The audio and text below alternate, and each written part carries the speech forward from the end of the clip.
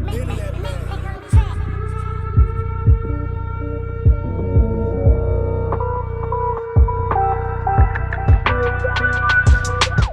up, though?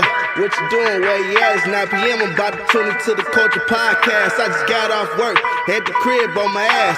See how many gems that I can bag. Uncle Ruby dropping jewels. I swear it's like the news, but these niggas act confused cause they living in illusions.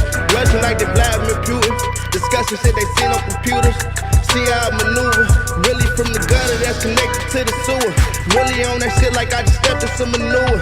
Really for the culture, throwing gold like Mansa Musa. How I'm supposed to watch the snakes when I'm facing Medusa. My cup just runneth over. That is not the culture.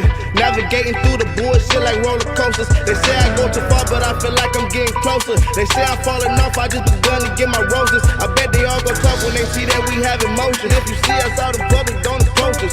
Where your ass is at when we was broken. Remember I was actually needing lotion. We do it for the culture, we ain't vultures. You feel me? We do it for the culture, we ain't vultures. You feel me? We do it for the culture, we ain't vultures. You feel me?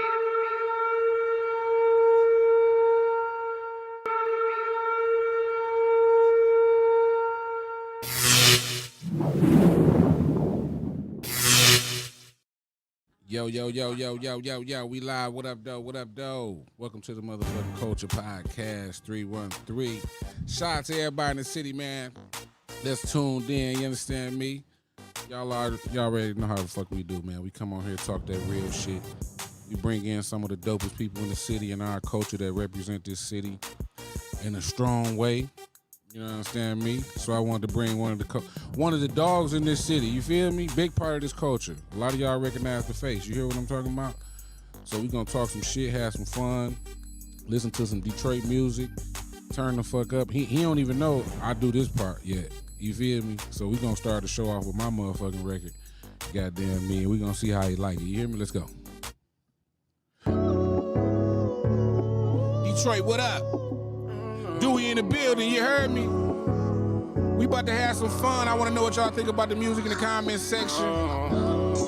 Holla at your motherfucking boy. This your man, Young Rue. This what I do. Let me know what y'all think about this shit. I lost everything and got right back to it. Then I lost it again and got right back to it. Started me a family, that's when I left music. That's when it all started to be confusing. I was headed down the wrong road, didn't know what I was doing. Couldn't afford Ewins, nigga barely was screwing. Had to be in the trenches, didn't have no excuses. Product of my environment, drinking on deuces. Fucking with different bitches, seeing which one the loosest. Trying to get to them juices, not telling them what the truth is. To keep it really honest, a nigga was really useless. But you would never forget me with a name like Rufus. Raised in the ghetto, ain't used to nothing but poverty. So will I sell dope? Probably. It was always one or two niggas in the hood that had it out for me. It was hard growing up, my nigga, honestly. Yeah. I hope y'all ready. We about to have some fun tonight. All we do is say amen.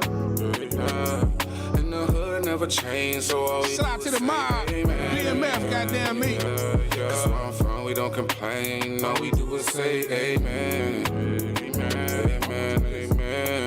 Amen. I was always taught to keep my pocket straight. Stay up in your lane and keep that sucker shit up out my way. Soon as you come up, they started hating in a major way. I treat these niggas like I'm Jordan and just fade away.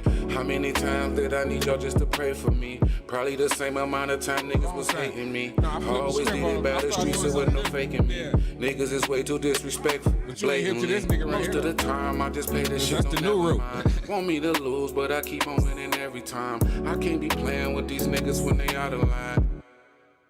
Cause I ain't got the time. My life's changed, I move with a different attitude. I'm sucker free and yeah, I'm moving with gratitude. Why they be hating on me? No, I ain't mad at you. Biz, what up, though? Yeah, that's no, me, I ain't my mad nigga. at you. Show Biz in the building, what up, Cause where I'm though? from, we don't complain. All we do is say amen.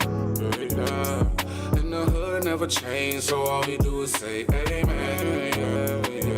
Cause where I'm from, we don't complain. All we do is say amen.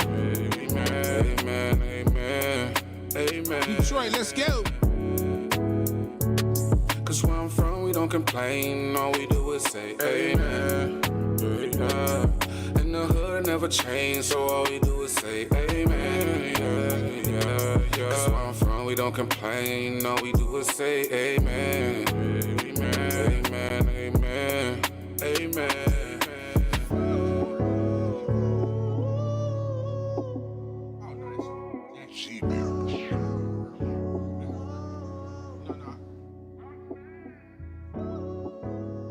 Let's go, let's go. Y'all fuck with that?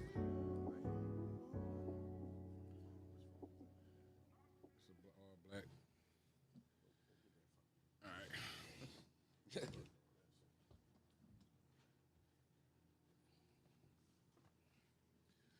Detroit, let's go. Let's good.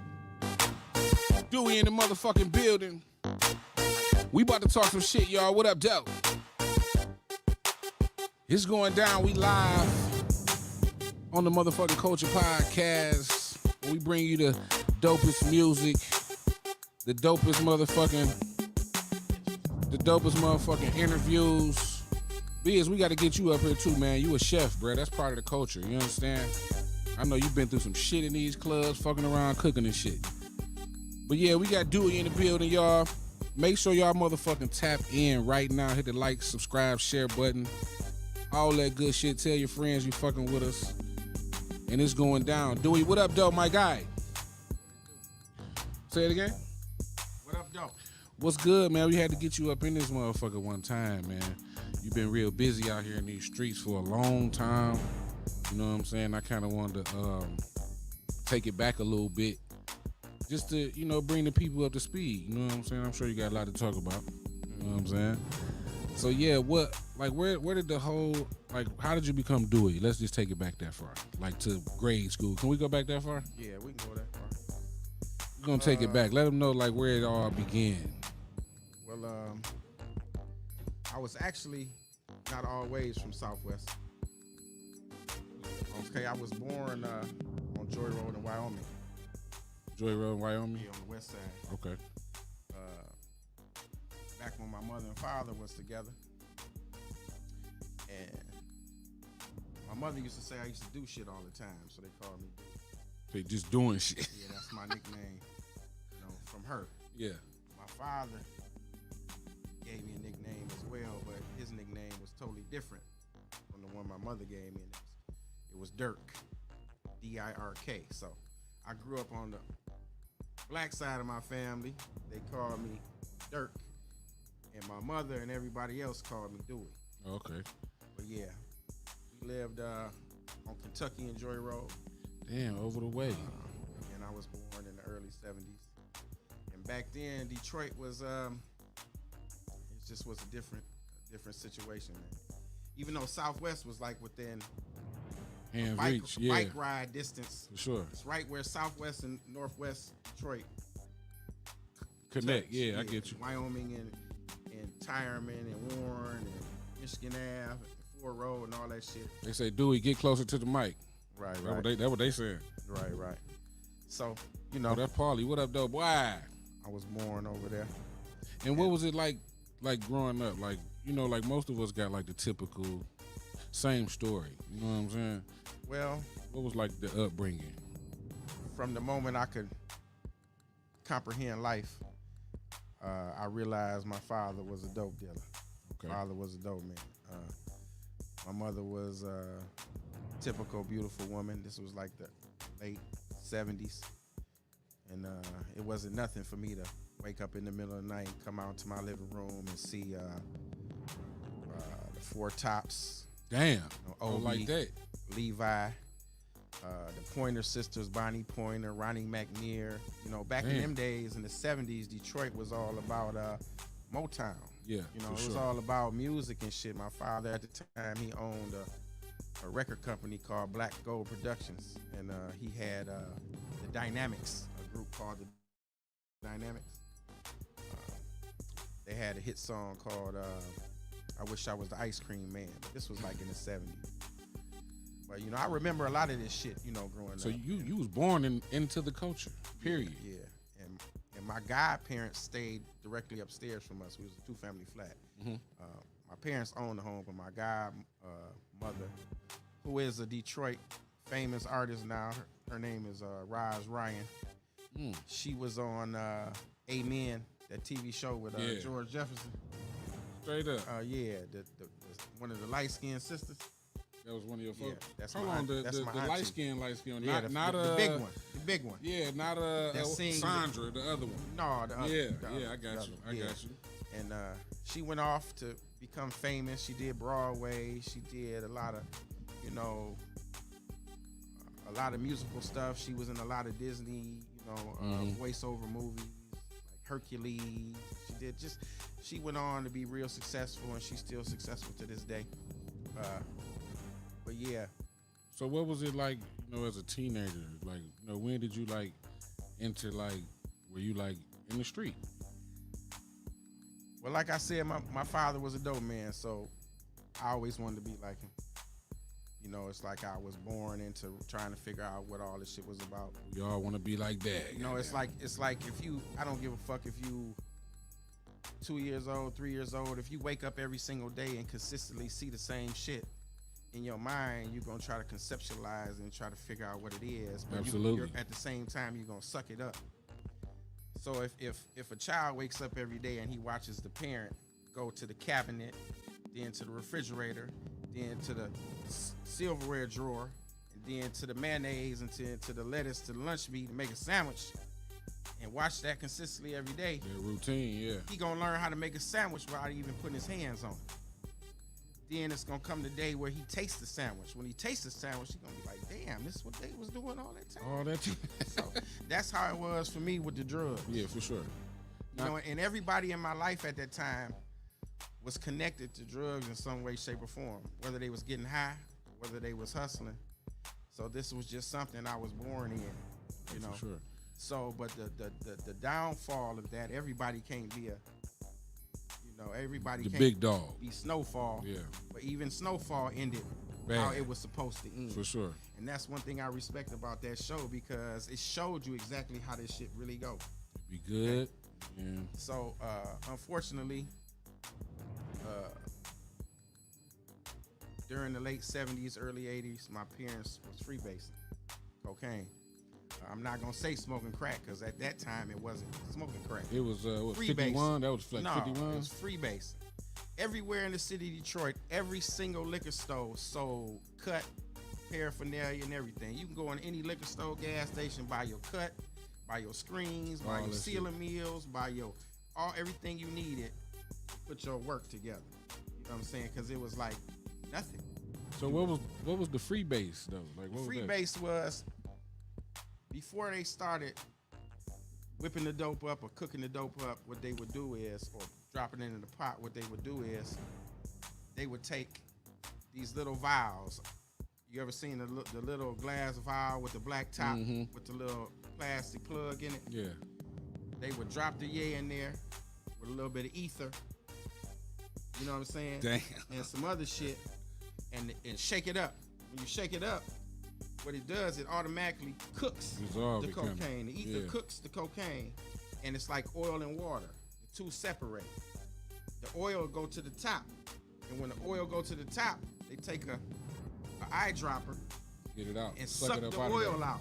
And long as the oil don't hit the air, it's good. And then they'll drop it on either a plate or a mirror. When they drop it on the mirror, it instantly turns hard. Then they take a razor blade, they scrape it up. When you scrape it up, now you don't got crack, but you have cooked cocaine There's some to shit. smoke. So then, wasn't no chore boy, wasn't no all that straight shooter shit. It was pipes. They would just put it in the pipe. So like I said, you go to the gas station, you go to the liquor store, and you get screens. They'll put like 50 screens in the motherfucking pipe. They had to do that because you couldn't put chore boy or no shit like that in there, because the shit wasn't hard. It wasn't Right. rock. It was dust that you scraped up. So you've been So when you put that in the pipe, it's the screen's got to hold it in place for you to do your thing. And then they was using 151 Bacardi rum with the cotton balls, and you know what I'm saying. Y'all hear this shit? Homie, I was there. I can't make this shit up. Yeah. So I watched this as a child. When my parents wasn't around, I would go into the cabinet and get the the little shit that they was using, you know, and Fucking with shit. and try to reenact what the fuck they was doing, and I learned a lot of the game at 7, 8, 9 years old. I was just seeing it. But yeah, and I just didn't know what went what. But later on down the line, as an adult, I understood What it was. the bricks, Mexican mud in the closet. Yeah. You know, looking like a wheel of cheese with the horse snap on it. I ain't know that was dog food. See, at the time, know you what I'm had saying? no idea. You know, the blenders, the triple beams. I ain't know all this shit was like adult toys to me. Bibs. So, you know, later on down the line, I learned that. But anyway, like I said, it was during the beginning of the crack era. You know, they was freebasing already, but that was a designer drug. People got to understand. When people started smoking cocaine, it was the people with money. Period. It was a Rich high man end. high. It was a high end, you know, high designer drug. It wasn't for the poor. Right. Okay. It's just that, like any other drug, when they start streamlining it and be able to straight drop it and make it easily accessible to everybody, you know, You turn to the poor man. chasing the process Yeah. to give it to everybody. Then when everybody got a hold of it, it starts separating people. You know, Fucked us right on the that. rich. You know, it wasn't a problem to them because they had money. Right. It became a problem to the poor because the poor didn't have no money to get it and they wanted it, so they did what they had to do. And we talking early 80s here? Yeah, Or- we talking about 80, 81. Damn, I was 82. two years old. Yeah, and like I said, I vividly remember all this shit because it was a process of cognitive absorption. Mm-hmm. I would like to say, Yeah. if that's even a No, word. yeah, I get you. You know what I'm saying? It's just, you know, when I tell people these things, they think, oh, you was too young. You don't know that nigga. When I was 12 years old, I was on Soliet. Flat out. Visitor. I was on the block trying to figure it out. In most stories, that's what motherfuckers be saying. Like, nigga, at 12, 13, I had 2 million. You know, like when you hear them documentaries, Well, you know what I'm saying? Yeah. When I was 12, like, you know, Meech is about 5 years older than me. How old are you? Fucking I'm 50. 50. 50? Yeah, I'm 50. Damn, bro. So, no homo. You look good to be 50, bro. If I can remember Damn, you just fucked me up, niggas. I'm 50. You know, I don't know exactly. Either 55 or 56. Don't quote me. I may be wrong, but when we were kids on Soliet, growing up, they all used to be at the center, community center, in the park. You know what I'm saying? And there was this one house right across from the park they used to be at with ED all the time. But when I first met Meech, it was on 14th Street off Visitor at this chick house named P. Yvette. I believe P last name was McFall. She had a brother named Kendall. And she was a young chick that was getting money. And she had a house on 14th Street, and that's when T and Meech was in there, and they were selling their 50s. And they were 50s. And now what year did the 50 Boys really originate? Or do you remember? Well, from what I can remember, trying to chase them niggas down and buy the work, buy them 50s, it had to be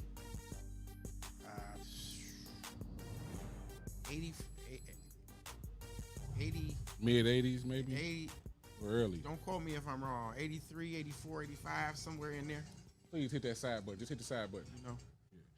Sorry about that. Now, when did you actually like meet Meech? Like, or was y'all young friends? Around that time, it's not that we was friends. It was that you got to understand how our hood is, brother. It's like any other hood. When you grow up in an area, everybody know everybody. Right. Everybody know who everybody is. You might not directly know somebody, or maybe just know them indirectly, but everybody know of everybody. And I'm not gonna say Meech knew too much of me, but Yeah, I know what you mean. I knew a whole lot about him because his handler at the time was Edric, ED. And so ED is official. yeah, ED. ED was the guy that had put him on. And no, the reason I'm asking that, not for me, but for the people, because we see so much shit on the internet where you don't know what's real, what's fake. The average motherfucker, bro, they just take their own assumption and create their own story. Well, let's put this in terms that people can completely understand. They first sack was given to them by, real sack was given to them by ED, and ED was directly responsible for grooming them and giving them their start, and teaching them the game, and putting the work in their hands. But the thing about that is what people don't understand was T and Meech wasn't the only young niggas out there that ED was giving work to. Right. But ED was giving work to different motherfuckers. Like he would cut up the 50s and give them to them already done up. Mm-hmm. Sell it like this. Yeah, sell it like this and get Give your me money this off back. it. Yeah. So, but while he giving the competition, wait. Oh, so he was kind of penny pinching?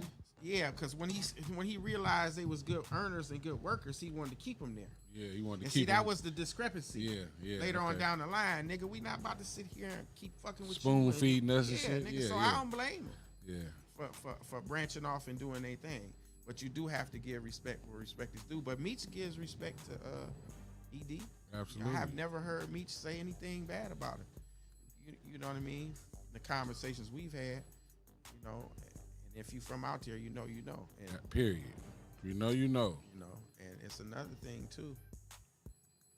I haven't always been BMF. When people meet me, they seem to attribute all this other shit to me. No, I have to tell people I didn't officially become BMF till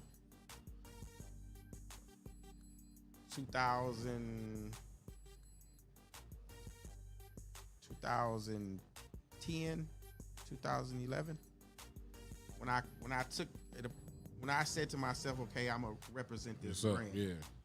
But that wasn't until after I told my mans, look, man, this is what I want to do.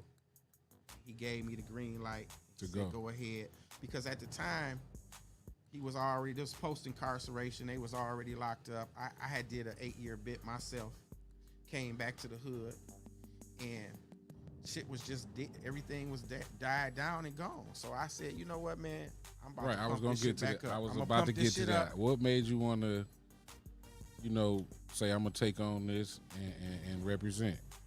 Well, Being what because I what the felt stigma like, is, you know what I'm saying? Because I felt like you know, motherfuckers was saying, this is how fickle and fake niggas is, man. When you here and you doing what you doing and you up, everybody want to be your friend. for sure. But when you gone, they Niggas forget about you like that. Quick. Okay. So I reached out to dude and I told him, I said, look, man, this is the idea I got, man. I'm going to start doing these parties. I want to start doing this and doing that and blue. And he Right. said, Dewey, go ahead. Period. And then that's when I start representing BMF. Because before that time, I was just a nigga that grew up in Southwest Detroit with them niggas and everybody. See, that's the difference. So when I go to Atlanta, when I go to these different places, people seem to look at me like, In a different light. though. no, like I'm this original BMF guy. But I'm not. I have to keep it in the context in which it is. And see, this is what a lot of motherfuckers don't do. That's real. See, I'm glad you. They want to I'm glad ride you that doing wave and play them games. this. Right, like they really come from Right, like day they- one. Yeah. I can say I did because you grew up I with 'em grew for up real. with 'em, Yeah, but yeah. the reality is, as far as BMF is concerned, or even 263, I'm not. You know what I'm saying? I'm definitely not 263. Nothing against 263, Yeah. but I wasn't brought in by T Under that, yeah, I got you. or any of them. I've learned. I know T very well and love T and fuck with T the long way. For sure. But my loyalty lies with Meech because Meech is the one who gave me the green light to represent BMF. Now, I'm glad you said that. Not to cut you off. I'm glad you said that. He said the big homie gave him the Yeah. green So light. when I'm out here and I'm doing what I'm doing and niggas get into them debates about who is real and who ain't real, man, fuck all that shit. Because there's a lot of that. This Big Meat shit. Period. So ain't no nigga other than Big Meat's gonna tell me what the fuck I can and cannot do when it come to this shit here, bro. For sure. Until Meach tell me, look, Let it Dewey, go. you doing too much, or I don't want you doing that, or nigga, kill it, then I'm gonna keep doing what I'm doing. Point blank. And as of now, that nigga ain't never told me shit. Do you? You know what I'm saying? And I was communicating with the nigga when I'm not even gonna go. Yeah. Nobody else was. But see that I can respect that a whole lot more because talking directly to the source, getting the green light to It's be a able lot to of do shit what I've you do. done, man. Prior to this show shit. Yeah. Prior to this, not that I'm trying to get the accolades or get pats on my back, but we have to put this shit into perspective. When nobody was fucking with, yeah, when nobody was fucking with when nobody was fucking with T and Meach while they was locked up. Like I said, I had banded my own little crew. Mm-hmm. I didn't go out and tell motherfuckers, oh, you can be BMF. No, what I did was I was trying to do entertainment. I was trying to do music. I was trying to do all this other stuff under the BMF banner. Yeah, bring a more positive light. But the BMF connected banner, meaning, okay, you not BMF, but you fucking with us. You a branch. In these endeavors. Yeah, I get you. Whereas you got all these other niggas running around here just making these t-shirts and popping up everywhere, Atlanta, St. Louis, California, Detroit, talking about their BMF. And the extent in which they can say that only depends on how many niggas they can trick along the way. Mm-hmm. You feel me? Now, is it ever a point where, like, it's been like a false flag, or should I say, or a false representation? Yeah, that's what we talking about. Yeah, and motherfucker had to get on their ass about it. But you know what? That's the thing, man. In the beginning, I used to spend all day long trying to chase after niggas on social media about that shit. Then I had to realize Waste your time. I'm a grown man. I ain't got time for kid games, bro. For sure. You know, but one thing I will not stand for, and if it's ever brought to my attention and it's within my power to make a difference, is when these niggas be running around here trying to scam, under the name, rob, play these motherfucking games just to get a couple dollars off this shit. Because, okay, if you running around telling a bitch you BMF so you can get some pussy, or you doing all this whole little weak ass shit that ain't really selling a couple t-shirts. They're my people, they're my dogs. You know what I'm saying? If you doing that shit, man, you know, whatever, use a lane. Period. But you got niggas really out here, bro. I've encountered a lot of them along the way, man, that have, man, they out here putting on fake tours, BMF tours, telling motherfuckers that they representing this and representing that, having motherfuckers pay them thousands of dollars to do this and do that. That's crazy, man. And the first motherfucker that hear that shit when it go bad is me. I can tell you 1,000,000 times Meach done hit me up and said, Dewey, did you do this? You got these people out here? I said, I don't know these people. At all. They just doing that shit. That's crazy, man. That is fucking Then his mama and all them be thinking that be me out there. It's got to be Dewey. Like, I guess this shit with Leighton and all them, and Leighton and ED on what's the nigga name? Vlad TV. Mm-hmm. Not too long ago, Meach sent me a word and told me, man, he thought I put them on Vlad TV. I didn't put them on Vlad TV. Them motherfuckers found a way. And he was mad at me about that shit, but I didn't do that. I mean, I don't know Vlad. Damn, that's fuck crazy. about that shit, man. But I get blamed for a lot of shit. They bro. know you close. It's like the Big Meach coats. Now, what you think about the show? Is the show, how real is the show? I mean, of course they say at the beginning is every story that's attempted by Hollywood to bring the whatever was going on at any period of time has some truth to it. Sure. But they have to insert Hollywood to protect people. Not just that, just to beef it up, make it look exciting. Give it legs. Yeah. So I can't say in the beginning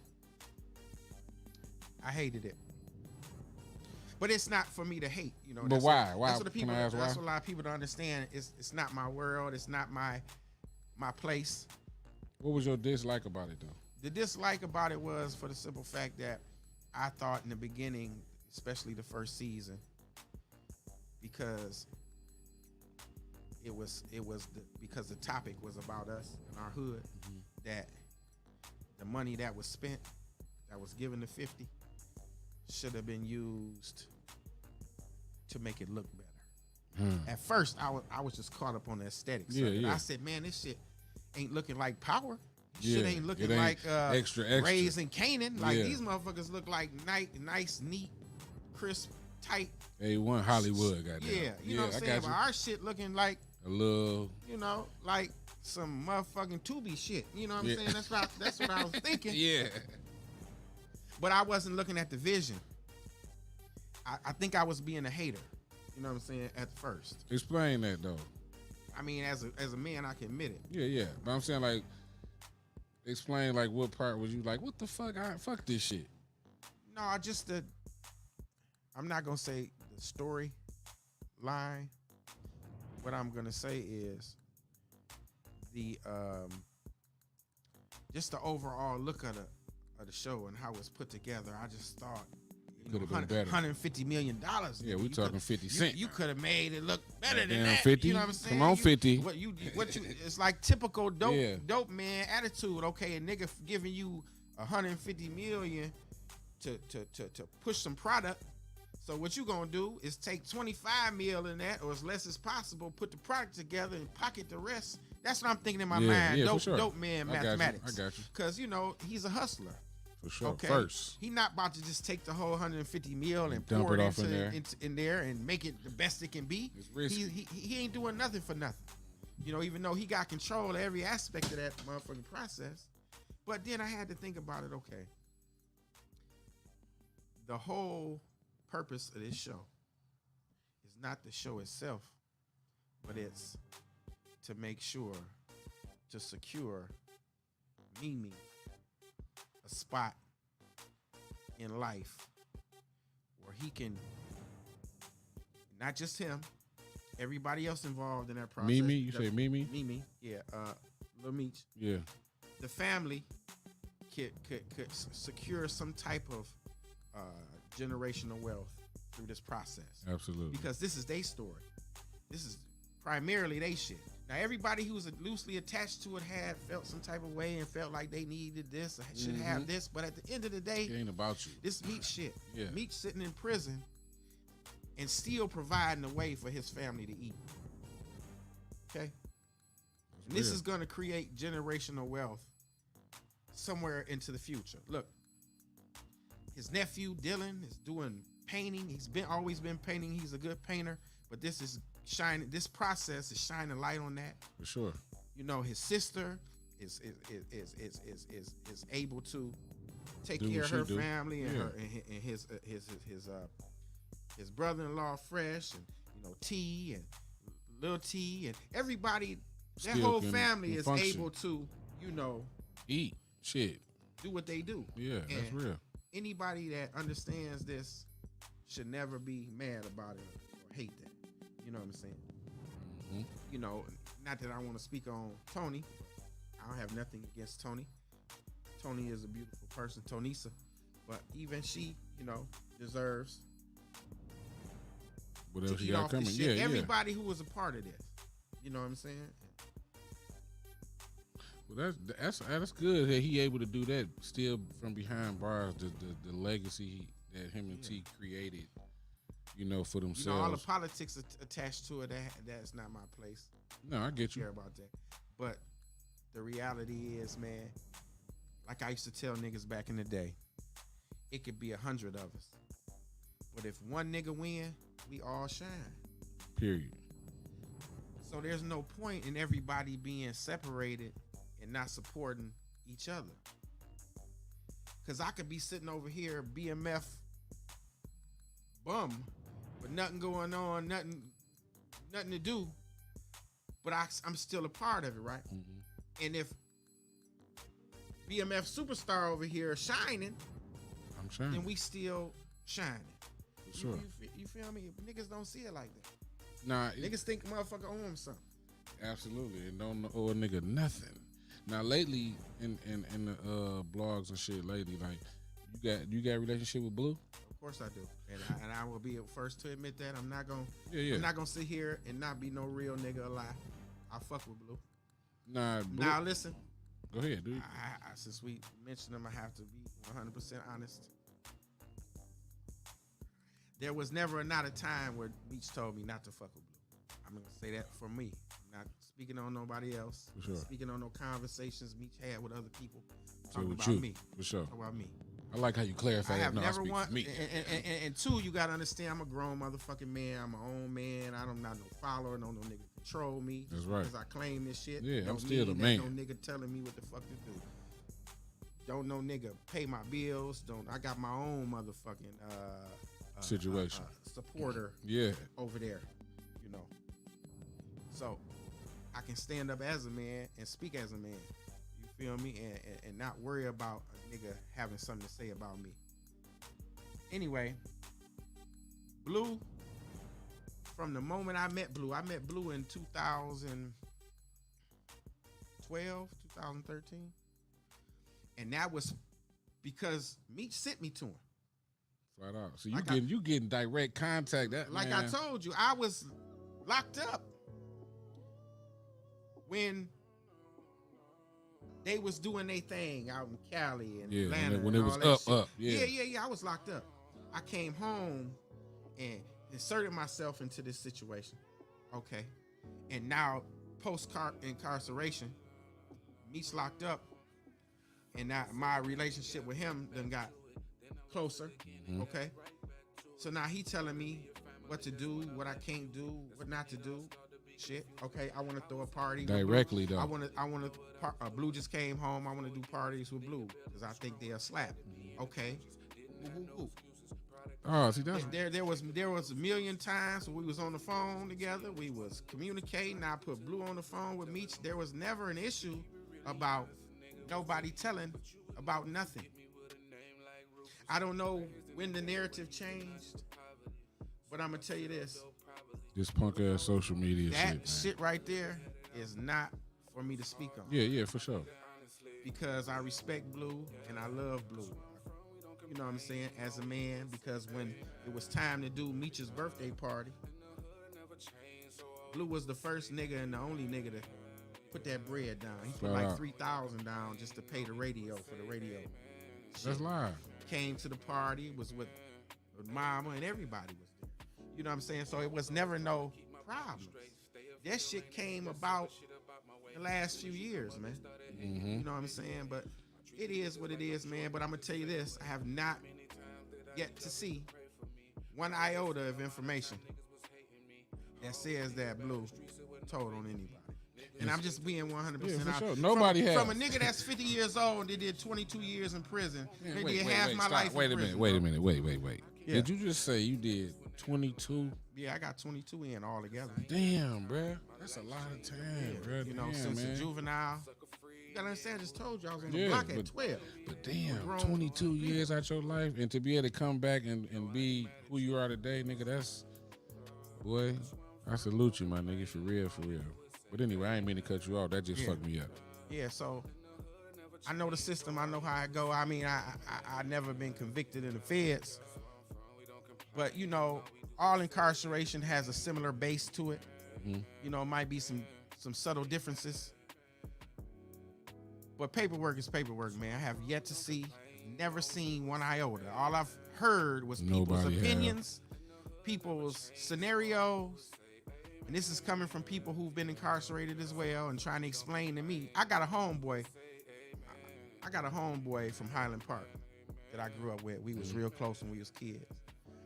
And I'm going to say his name. His name was Otis Paris.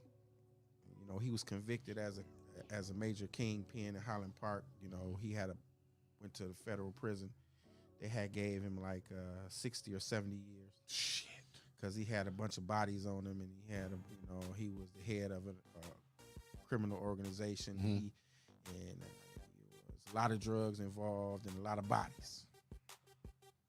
And he was a real soft-spoken, real small, humble dude, man. And when we was really close, man, I never could even see him in that light. Yeah, you feel me? I never even knew that.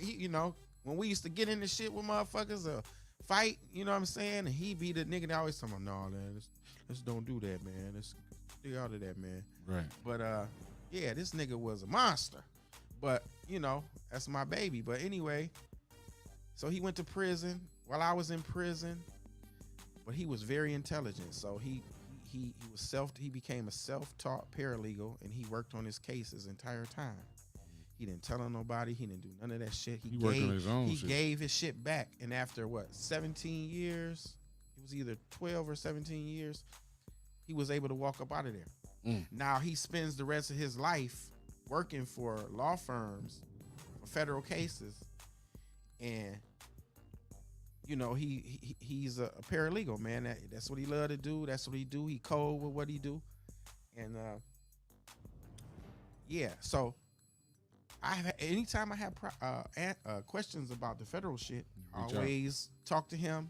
You know, he got 5 computers in his crib and Pacer and all that shit. He'll look that shit up and research that shit, all the cases involved with it, and he'll pretty much let you know if it was yay or nay. Now, when it comes to Blue, there's nothing that says he did. Nobody saying none. And if anybody out there out there mad at me because I'm simply stating that another man that I know that is my friend hasn't told on nobody because I haven't seen it, don't be mad at me, man. You know what I'm saying? Like, I say that to say this for the other side, because the way this shit is set up right now, man, you know, it's like I had Meech tell me not too long ago, pick a side. Damn. And I'm going to be 100% honest with you. He told me to pick a side. But like I try to explain, there is no side. That Atlanta, California shit that y'all got going on, don't Wait, pick a side between what? I guess, man, you know, all the shit that's going on right now. Okay, I got you. You know, you got Blue side, you got this side, you got T side, you got this side, you got, you know, the popular opinion side versus the bullshit side, the hater side versus all these different sides, man. Okay, I got you. But I can say one thing: I have never wronged Meech. I have never disrespected him. I've always stood tall when it came to represent his name. You know, but a lot of niggas, man, he know everything. He know everything. Hell yeah, I can believe that. He knows everything, bro. But unfortunately, a lot of the shit that he received be misinformation, because a lot of motherfuckers just want to get his ear and just tell him anything. Is he coming home anytime soon? Yeah, he coming home. Oh, that's love, man. It's about time. What if you could guess on why?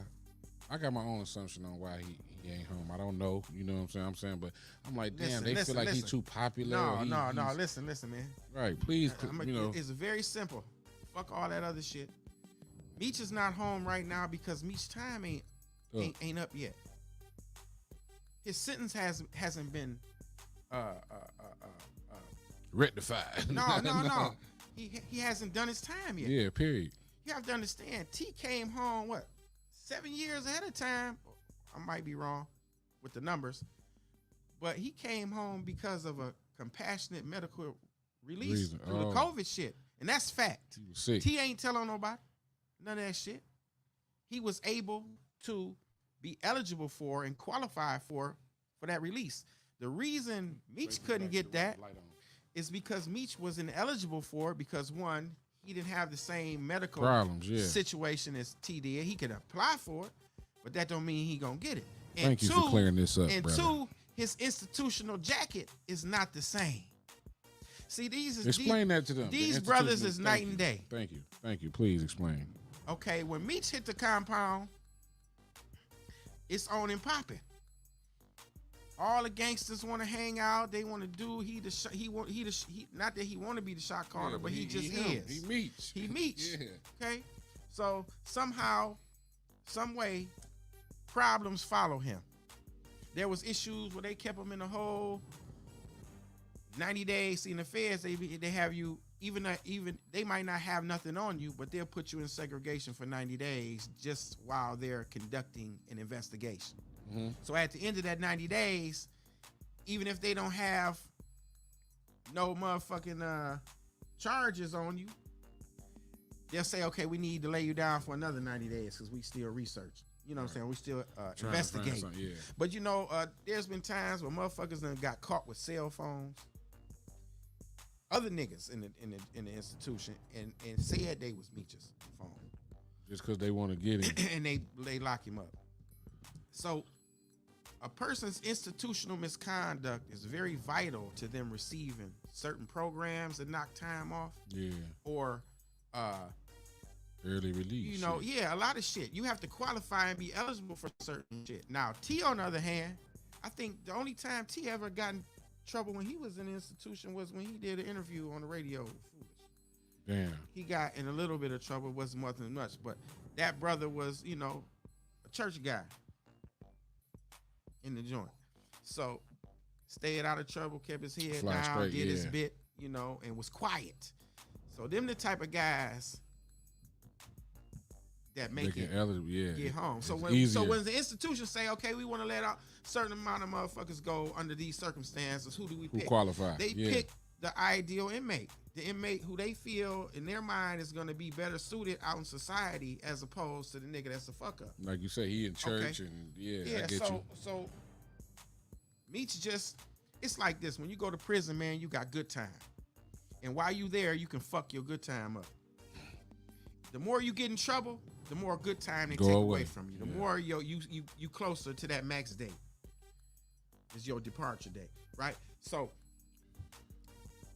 that's just it, man. You know, that 30 that he got, even with the mandatory good time that he gonna get off, whatever that is, I don't know how the feds compute it or whatever, and a 2-point conversion or 2-point reduction, whatever that thing was they gave him. When you factor in all that, he's still doing his time. He doing. How long he been down? So all these conspiracies, he been down since 2005. Damn, that nigga done been in. That's a long time. Yep. To us, it's shot by shit. But I'm glad you clarifying a lot of things, bro, because a lot of people they going off, like I say, hearsay, social media, et cetera, et cetera. You know what I'm saying? We talking to somebody who speaks to dude. You know what I'm saying? And you know what I'm saying? Shit like that. So it's. I haven't physically. I mean, I'm saying whenever, no, however. no, but I had to keep it real because you brought it up. Okay. I haven't physically spoke to dude in about 7 months. Okay, but still. But prior to that, Yeah, that's what I'm saying. for the last maybe 5-6 years, we went through phases. You know, like anytime a person does time, you might be their go-to person that they communicate with on a basis. Yeah. And then they might come in contact with a female or another motherfucker that's got their ear. You know, I've had Meech's ear for a little while at one point in time, and then it shifted to somebody else. Who that might be, I don't know. You don't know, yeah. But you know, then I'll get it in spurts. But that's how he is, you know what I'm saying? Or sometimes he'll just go dormant and not fuck with nobody. Like the last time, well, that wasn't the last time I spoke to him, but the last time I really was in consistent conversation with him was when Trump got out of office. When Trump got They out thought of he was coming home listen, with Trump. Listen, I'm gonna tell you what's going on. When Trump got out of office, he was in good spirits because he just knew that Trump was gonna let him go. You know what I'm saying? He just knew Trump was gonna let him go. I thought he was Whatever he had going on in his mind, he believed it because for the first time in my life, prior to that was his son's birthday, and we was all at KOD in Atlanta, and earlier that day, his whole his Tara, his baby mama, Talise, Manissa mama, his other baby mama, Sis. his sister, all of us was at the swap meet in Atlanta, shopping, getting ready to go to the party later on that night, and Meech had called Tara phone, and everybody had an opportunity to talk to him for a minute, like 3 phone calls. You only get 300 minutes in prison. 300 minutes? Yeah, you only get 300 minutes. Like per month or something? Yeah, per month. Oh, okay. Damn, so your the shit got to phone be calls, brief. you know, it used to be a time when he'd call me at least once a week, and give me some of them minutes, and then if he mad about something and he need me to whatever, go talk to somebody, he'll call me 2-3 times in a row. Then it went from that to texting every day. Now you can text all day, every day, because they have a federal text message app. You can go through, yeah. Yeah, so we would text each other all day. Then it went to, I hear from him every blue moon. And then, he just be going through his thing, man. You got to understand, for me, understanding how prison goes. Yeah, right, when a nigga down, yeah. When you up, or you feeling straight in jail and you coping with it, and somebody is consistently keeping you, feeling Going. like you can make it, Yeah. it's what it is. But then when twists and turns come along that bit, you get into this downward slump, and you don't want to be bothered with nobody. So I used to feel some type of way when I didn't hear from him. Go from hearing from him all the time, then he don't answer my motherfucking text message. So I be feeling some type of way Like, damn, nigga. until I realize It's one of them times. he doing that bit, man. You know what I mean? So yeah, like getting back to the swap meet shit. We was at the swap meet, and he was really in high spirits. One, because of the show. He was really excited about that. He was really, looking forward to that. And then the first time he ever told me he loved me is when, right before Trump was gonna hand down the pardons, because he thought he was gonna get pardoned. But when he didn't get pardoned, I got right on the text message. I told him, I said, look, man, that's some whole ass shit. I don't know why that nigga ain't let you go. He said, well, damn. He was like, damn, I was like, 50 should have got you out. He was like, oh, 50 ain't the president, man. Ain't nothing he can do. And then he went back into his slump. With me, anyway. His relationship with everybody else is their relationship. They might have a different perspective. I can only speak about me. So, and I really believe, throw this out here, man. It's just my opinion. But when I say it's my opinion, it's because I know something. So always remember that. How you think Kodak got out? How you think everybody else got pardons? Because Trump was going out the door, and he required $2 million payment. That's what the streets was saying. It cost $2 million for a pardon. Damn. So somehow, for some reason, he knew he was gonna get out, right? Because somebody in his life, I think he felt, was gonna pay that. Man. Goddamn, I was just gonna say that now. And that's why that's why I was mad, because you got all this shit going on, all these people with all this money, man. Could have paid that money, man. Now I don't want nobody out there in podcast land to be talking about I'm crazy and I'm a conspiracy theorist and all that dumbass shit. Listen, man, this is how the world works. About that paper. Trump bought that paper. Seriously. Fuck you mean he paying bitches off and all this other shit off while he in the White House? It's just how they get out. They getting money like everybody else. You know somebody want to get pardoned? Hook it up. I got my lawyer gonna pick that money up. You know what I'm saying? $2 million a pop. That's all it took. $2 million. I'm upset. Where was all your friends? Yeah, at? I was about to say if I had $2 million, shit, where it's at? Well, I'm coming to get you, my nigga. But that's just how I feel. Motherfucking call me crazy or whatever they want to. Not me. I'm with you 100%. You know, goddamn. All these so-called I love me. Man. And at the time, the man to do it was 50. For real. You know? Damn, man, that's fucked up.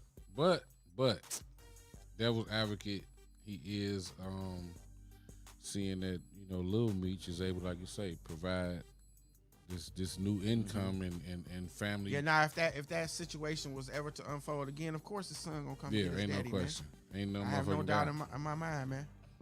Ain't no doubt. You got a relationship with Lil Meech? You know what? I'm gonna be 100% honest.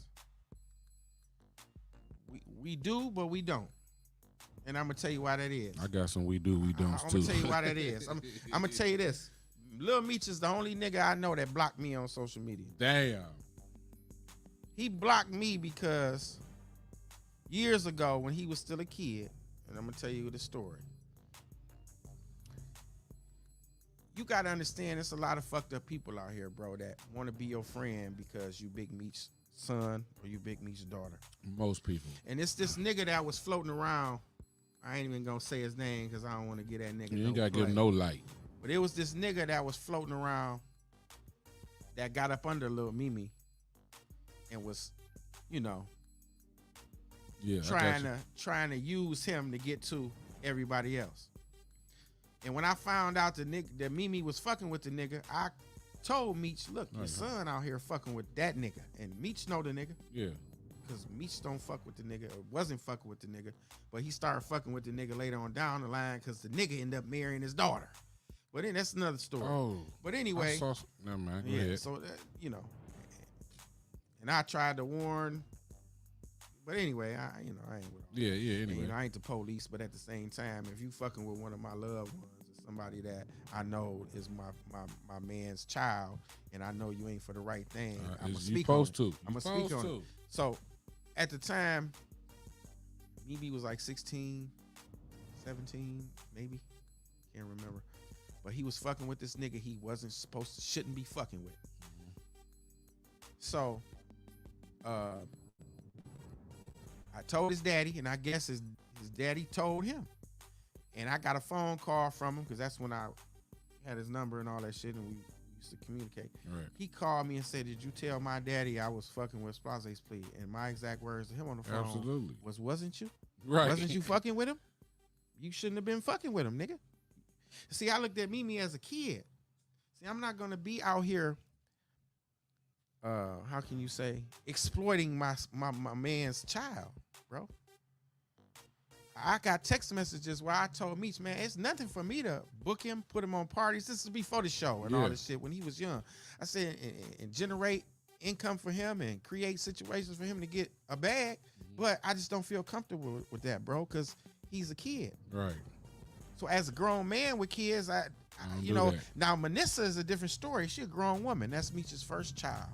Now, we used to do parties and do shows and do all kind of shit. But she's a grown woman. Right, you can do that. You know what I'm saying? I'm not about to exploit his child. And I told him that. I expressed that to him. That was then. So when we had the little tiff on the phone, ever since then, he blocked me on social media. So I've never followed him. But I see him all the time. And when I see him. Is it love?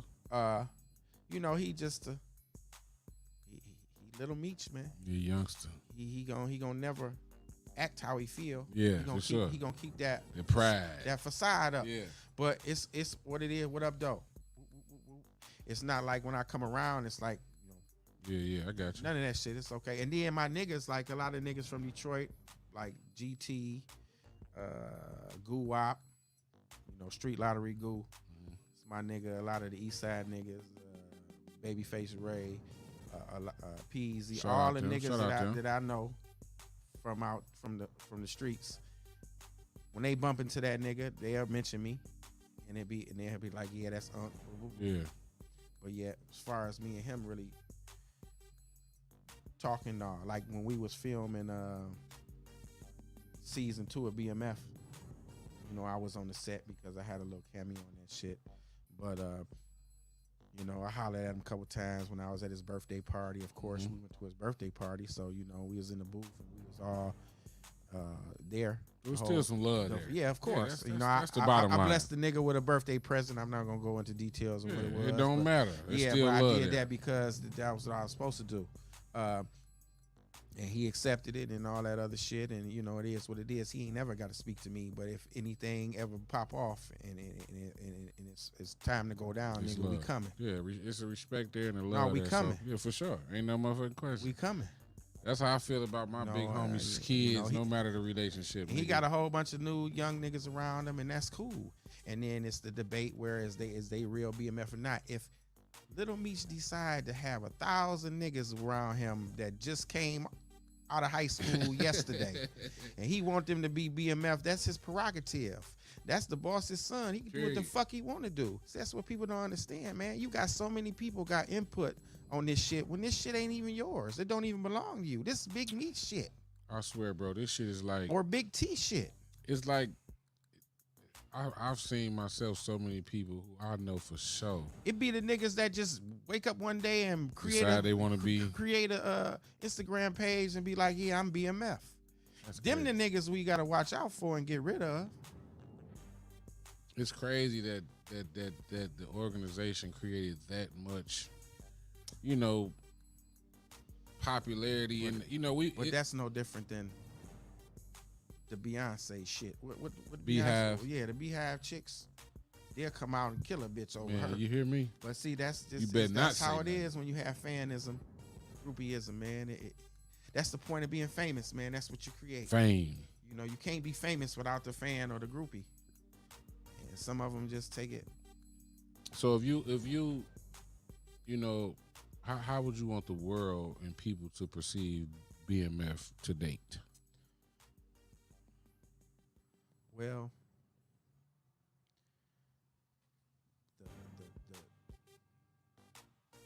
the prior negative attributes and the drug Right. attributes and all that shit is no more. And that's what I was telling you about. The whole dream was taking a negative and turning into a positive. And if it took only for his son to succeed, or maybe even T, Yeah. and him with his, freedom and his endeavors now, then so be it. I mean, and I want them all to win, because like I said before, man, if they winning, we winning. Winning. Because everywhere I go in the country, man, and I step into the scene, and I represent that brand the right way, I'm being respected and appreciated because of what they did, For sure. because of what they put down, not because of me so much. You know what I mean? It's because I'm an extension or a representation of them. Yeah. You That's know? real. A lot of motherfuckers just be representing, just acting a damn fool. Yeah, no, like, niggas represent because they want to get pussy in the club. yeah, you got a They different type of care represent for this because they shit. want to get they want to trick a nigga into selling them 10 bricks to motherfucking baking soda. They want to tell you I'm BMF so they can find out where your money at and come rob you. It's a whole bunch of Goof dirtball shit. ass niggas out here, man, claiming that shit, man. Or they want to just, be able to come fuck with all the celebrities and shit and Only use that, because- yeah. And you know what? I hate to say, man, Atlanta is one of them spots, bro. I call it the land of scammers. No disrespect to Atlanta, man, Right. because I love Atlanta. Matter of fact, I'm gonna be there next week. But at the same time, man, It's too much of the book. Stop the fuckery. It's the new black mecca. It's the current black mecca for one. Everywhere around the world, after so many handful of years, you have a different black mecca. Right now, Atlanta is one of the last survivors of that concept, and everybody go to Atlanta seeking fortune and fame, as black folks, and you could get kicked out of your town and be absolutely nothing. Mhm. Pedophile, rapist, whatever, jumping out of trees.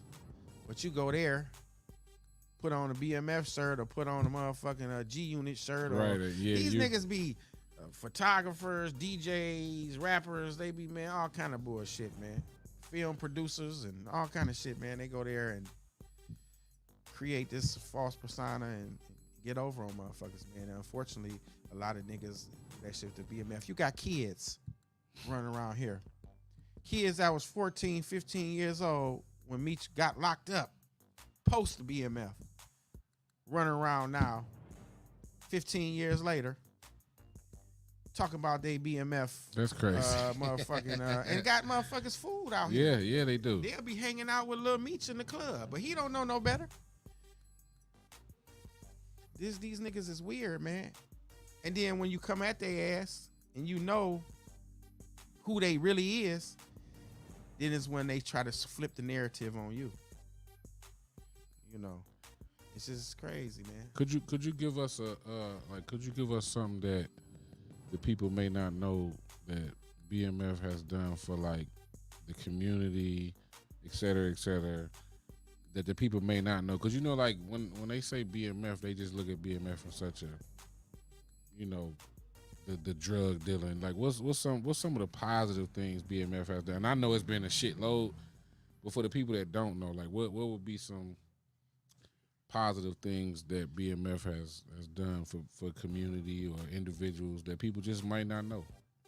The only thing I could really say that I know to be true, the facts, is because a lot of stuff I can't speak on. Mhm. Like I told you, I Mhm. was incarcerated. Yeah. You know, when they had their run as BMF. You know, and that's why I can't talk about Big Cuz, Blue, and Baby Blue, Lil Bull, Big Bull. It's a lot of motherfuckers I can't talk about because I didn't know them when they was. Yeah. Oh no, I'm speaking like from No, you. I'm just 'cause saying, I like so, how no, I like how you do that when you Yeah. specify no, Yeah, nigga. yeah. I'm speaking for me. Yeah, because like, and that was BMF. Not to Yeah. go into another direction, but that was BMF. You have different factions of this process, so we have to specifically, you know, when T and Meech had their little separation, okay. Meech went off and had his little crew. That was the BMF crew. You know, fuck all the politics and all this other shit. We gonna keep it 100, man. That's the BMF that the world later came to see. Because by that time, Meech knew the gap was closing on him, so he started balling. Right, for sure. Started balling out Fuck in, it, in, they in the coming. open. Yeah, You know, letting us yeah. spend his money. Really, basically, that's what's going on. He knew it was getting. You know, you couldn't contain this too much It's up. longer. Yeah. You know, I mean, damn, fuck it. Shit. You know they coming. You know what Let's I go. mean? Let's But, turn up. You know, I get it.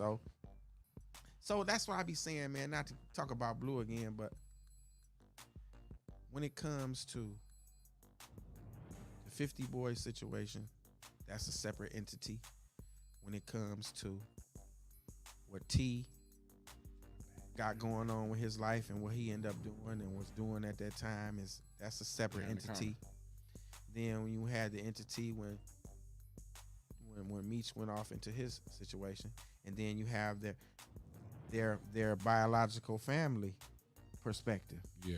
Because you can't forget about the mother, the father, Sister. and the family, Yeah. because they're relevant and important in this story as well, because these are human beings. These are human beings that had to ride that wave and you know, Yeah, deal go with through all that shit too. Yeah. You feel me? So you can't not respect or have love for them as well. Hell yeah. So these are all different parts of one puzzle. So when you speak in any one of these parts, you have to speak about them in terms with specifics. A lot of these motherfuckers that should be saying anything, they don't know what the fuck they be talking about, bro. They really don't. That's why I appreciate you, because They really don't know what the fuck they be talking about. I like I said, I watch a lot of these interviews and I be like, you can hear the bullshit in a lot of this shit. You know what I'm saying? And I think a lot of these people just, the name BMF, like you said, they want to just do something just to be doing it. So to have you here speaking the facts that you know. It's even like you now. know what I'm saying? This is probably maybe the first interview I've ever done. Because I always consider myself not having nothing to say, really. Like, what can I say? Because what the journalists be looking for is the hot, juicy stories. Yeah, I don't want that. BMF. I don't have that. I got Yeah, the and only I don't story want I that. got is a nigga that grew up in Southwest Detroit and became a part of this at this point in time. And this and that and that and this. Now I know a lot. Yeah. You know. That's why I wanted to have you, because like I said, so many motherfuckers who had no idea what this shit is about. You literally grew up with these niggas, and you know what I'm saying? Like, was way Well, closer than niggas could ever be. It's not that I just grew up with them, because you have to understand, Meech is a human being. Yeah. Meech is not Superman or a superpower. But to these motherfuckers, he is a man. But Who look. grew up in the neighborhood and got schooled by the same niggas I got schooled from. Yeah, but I'm talking about, you know, I gotta speak on Leighton, Leighton, Elvis, Jan the Man, shit, Fishman, motherfucking these names y'all ain't never heard, probably. Plug, Corky, Sammy, Pork Chop, Lil Mike, You know what I'm saying? It was a lot of EDs in my hood when we was growing up. Everybody had the bag. Shit, y'all don't even be knowing. Amos, you know what I'm saying? Cecil White, you know what I'm saying? And it goes on and on and on. So what really made, not to cut you off, what really made BMF popular? We're gonna take away. Yeah, we know what you know they done, but I'm saying like BMF what the didn't popularity. become popular until they went to jail. When they went to jail is when the world was exposed to what had happened. When it became sensationalized because it was contained in them little areas when they was moving around for that little brief time. Then it became folklore. Then it became, after the indictment came down, I'm gonna tell you this, bro. I was in Ryan Correctional Facility. I had violated parole, went back. Like I told you, I got out of prison in 2004. I was locked up almost 8 years. I had got out of prison in 2004. Dude was out, but the indictments, they was on him. Yeah, it was almost They time. was on him, but we didn't know that. I damn sure didn't know that because I just spent almost 8 years in prison. I came home to this shit. So I'm wearing t-shirts and off 7 Mile and all in the hood. Motherfuckers looking at me like, what's this? They have no idea what BMF was. I'm on 7 Mile on a beach cruiser, pocket full of crack in a 9mm Beretta, going on 4-year motherfucking Trojan, Murray Hill at the Cranbrook, all that shit, selling my little dope, right? And had spots all over. And I got this BMF shirt on. Motherfuckers like what who the is fuck? that? What is The that? record company? Ain't know none of that shit, right? So anyway, make a long story short, I catch a dope case, another dope case at one of my spots, and they had locked me back up because I'm on parole. And Violated as fuck. I'm at Ryan Correctional Facility, and I'm sitting in the TV room, and the BET Awards. That's now. I got locked up on that case. I remember it because it was a few days for my birthday. It was November 22nd, 2005. Right after that, they locked Meech and them up. So I'm in the county jail. I mean, not county jail. I'm in Ryan Correctional Facility and TV room. They showing the BMF Awards on TV. It's about 5 niggas in there. We sitting there watching this shit. Jeezy is performing. Jeezy come out on stage with a black t-shirt on, airbrush t-shirt on with Meech's face. Representing like a motherfucker. Okay. And everybody in the TV room like, damn, who is that? You know, it's a picture of Meech with the braids in the back and all that shit and the big earring. And I sit there and I laugh to myself and I say, that's my motherfucking homeboy, nigga. And nobody in the prison know who that was. That was 2005. Didn't nobody know what the fuck BMF was then, man? Man, you ain't lying, cause look, I'm born and raised on the East, but But now everybody know it. My mom moved to Southwest in '99, so when that Jeezy music and shit, and then keep in mind, I didn't know, I still didn't know that Meech and T was from there, cause I knew nothing about it until I started hearing that Jeezy shit. And then I started hearing these stories. They like, yeah, they from out here, this, that, and the third. So like you said, niggas really wasn't hip for real. Cause I would come over here and kick it with my niggas about it, and we having discussions like, who the fuck is these niggas? They can't be doing it like that. Like we having these conversations. And I'm gonna tell you a funny story. Like I just told you, I don't like to speak on shit if I don't see paperwork. For sure. But young Jeezy told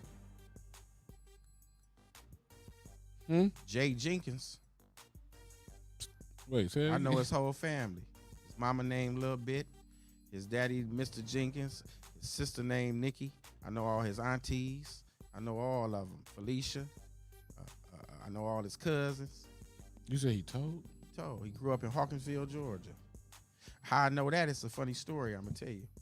In 1986, I was committed to the state for juvenile felony offenses. I had a couple gun cases. I had a robbery case and some other shit, but my shit had built up on me. You know, I get locked up, they let me out. I catch cases while I'm out. So Habitual. all that shit reached the head as a juvenile. So what they did was they locked me up in a place called went to East Forest. I was in the youth home until I got placed and rolled out to my placement, which was called a place called Boys Republic at the time. It's in Farmington Hills, and it used to be this boys lockup detention home. But it had all these cottages and this little river and all this other shit, man. But you know, it's all niggas from around the city was there. I was in this bitch locked up for about a year or so before I was released. When I was released, my dad had bought a house in Hawkinsville, Georgia, because my stepmother was from Georgia and all her family was from Georgia. So my dad had an idea that if he bought this house out in the country, took me away from Southwest Detroit, You'll be all right. I'll be okay. That shit didn't work like that. So I went down there, and immediately I'm taking that Southwest shit down there. You gotta understand, I told you at 12 I started selling dope. So now I'm 17, 18, somewhere in there. I can't remember by the time I got out this place. So he take me down there, and he enrolled me in high school in Hawkinsville, and that shit was like a culture shock to me, bro. Going from Detroit To there.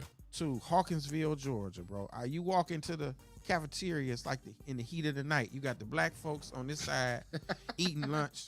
Then you got the white folks on the other side, and they didn't even talk to each What other. the fuck? Now, my mama white, my daddy black, so I'm not used to this. Right, like I fuck with both of y'all. So when I go in the classroom, it's this white girl sitting behind me, and she fine, so I start talking to her. And then the white boys got mad at me for talking to her. And, you know, I was like, man, I ain't trying to hear that shit. Till one day, one of the white boys said some crazy shit to me, man. So I said, okay, I'm going to get this nigga. So the next day I came to school with a handful of 357 bullets. And I took one of the bullets, I set it on his table, on his desk. I told him, I said, bitch, you keep Now fucking play with me. I said, bitch, you keep fucking with me, one of these gonna be in your ass. Play with me, nigga. Play with And me. they wasn't ready for that. Like, They what weren't the ready for fuck? that shit. But anyway, getting back to the Hawkinsville shit. So I go to Hawkinsville, man. I'm there. Now, I started fucking with a few females there, and I had got my hands on a gun from down there, and I was terrorizing. I had my little crew of misfits that I had brought together, and we was just wreaking havoc in this little ass country town in Hawkinsville, Georgia. Mhm. Now, at the time, when like I said, I think it was 18, Jeezy was 9 years old. Now, how I know Jay was You call him Jay. That was his name, because I used to go with his cousin, a girl named Cheryl Ross. She stayed in Hawkinsville, and whenever I used to go to her house, he lived with them. He lived with her mom. Her mom is his auntie. That's what you talking about. My auntie house. No, that's I'm talking Felicia. shit. I'm talking That's shit. Felicia. That's a different auntie. Yeah, I know I'm her talking too. shit. I know her too. So yeah. So he was always there or whatever, and I knew him from then. And then, like I said, I didn't last too long in Hawkinsville. I got my hands on a gun. I had let one of my little mans, because everybody in the little crew was like, let me hold it. Let me keep it. Let me hold it. You know what I'm saying? And I'm a smart nigga. I'm not going to keep it at my house. Right. Nigga, I'm going to let you hold it for the night, and when I see you tomorrow, you bring it back to me. So I let one of my niggas hold the gun, man, and his mama found the gun in his drawer, and then the police whipped up on me on the block and was like, come here. And showed me the gun. So immediately I said, you know, yeah, that's mine. Look familiar. That's mine. Look That's familiar. mine. Now I had stole a gun from down there. It was country, and I'm coming from the city. So it used to be this little white mom and pop diner that used to sell French fries and hamburgers and shit. But when you go into the motherfucker, half the room was the diner, and the other half was a pawn shop. A pawn shop? A pawn shop. This is some country shit. So the little display case had a bunch of pistols in it. So when the old white lady over there cooking French fries and shit, we be over there stealing the guns. Damn. So that's how I end up getting the gun anyway. So yeah, I'm terrorized. So the nigga got caught with the gun. I admit to it being my gun. They locked me up. So they locked me up down there, man, for another amount of time. So now I done killed my time in motherfucking Georgia. Now it's all about them extraditing me back to Southwest Detroit with my mom. Okay, so I stayed locked up down there for about 8 months till they do the paperwork. They took me from my father, because my mother was the one that really had custody of me, but she had let me stay with my dad. So sent me back down to Detroit, and then I progressed in my criminal activity. You hustle. and end up graduating to penitentiary. But so fast forward it to 90 to Brother Jay to 90 something, right? I'm talking to my stepmama who's still in Hawkinsville on the phone, and she say, Jay is a big rapper down here now. You gotta understand, this is like 10 years later. Yeah. He done turned or up. whatever, yeah, or maybe longer later. And I was like, oh, look, Lil Jay Jenkins. Like, yeah, he's a rapper now, and he's real popular. Before you say all this, I'm gonna say that he was my motivation to want to do music, just to keep it a bean. I'm not gonna say. No, I ain't saying that. I'm just like, don't hurt me. Okay. No, listen, I gotta speak facts, man. Yeah, for sure. I'm and with if that. If a nigga got a problem with it, you can come see me, man. We can talk about it. But I'm not gonna say nothing that's not true. Yeah, for sure. Or something that I not know is true. I appreciate. I know how easily niggas take these platforms and just try to go on another nigga because they either hating on a nigga or they hurt by a nigga, or a nigga done took they bitch or some other shit they trying to get back. But I'm not doing none of that. I'm just telling the truth, brother. For sure. Jay was my man, his whole family to this day. Before, when his mama was on her deathbed, I went to go see her, bro. You know what I'm saying? In Perry, Georgia. Yeah, damn. You feel me? I got pictures on my Instagram with me and his grandmama. You know what I'm saying? Because every time I go to Georgia, nigga, I'm going by there to see Granny. You feel me? That's real. I grew up with these people in Hawkinsville, and my older brother, was down there with me too. My stepmama's son. And he ended up marrying his first cousin. During Jeezy first cousin? Yeah, during that time. Angela. And I still communicate with her or whatever. So yeah, fast forward, I get paroled off my adult prison bit. So I go down there. When I finally make it off parole, one of the many times I go to prison, get back out, I successfully make it off parole. I go out of state. I go to Georgia to go visit my family, and I go visit all of them as well. The Jenkins. Yeah, I got pictures and videos and all this shit. But anyway, yeah. So then, the first time I ran into him, I don't know if people in the city remember this party at the Sting. I had threw a party, me and Cheese, Chili Cheddar Cheese. Shout out Cheese. Kenneth Gage. We threw a party at the Sting. Pull up at the shop, Swan. And we had Cheese. We had Jeezy. If you feel like it. And I was sitting there talking to him about everything, And by that time, he was young Jeezy. So, when niggas get like that, they just seem to forget that Hollywood where they kick came from and all that shit. So, yeah. It is what it is. But getting to the telling part, this the thing.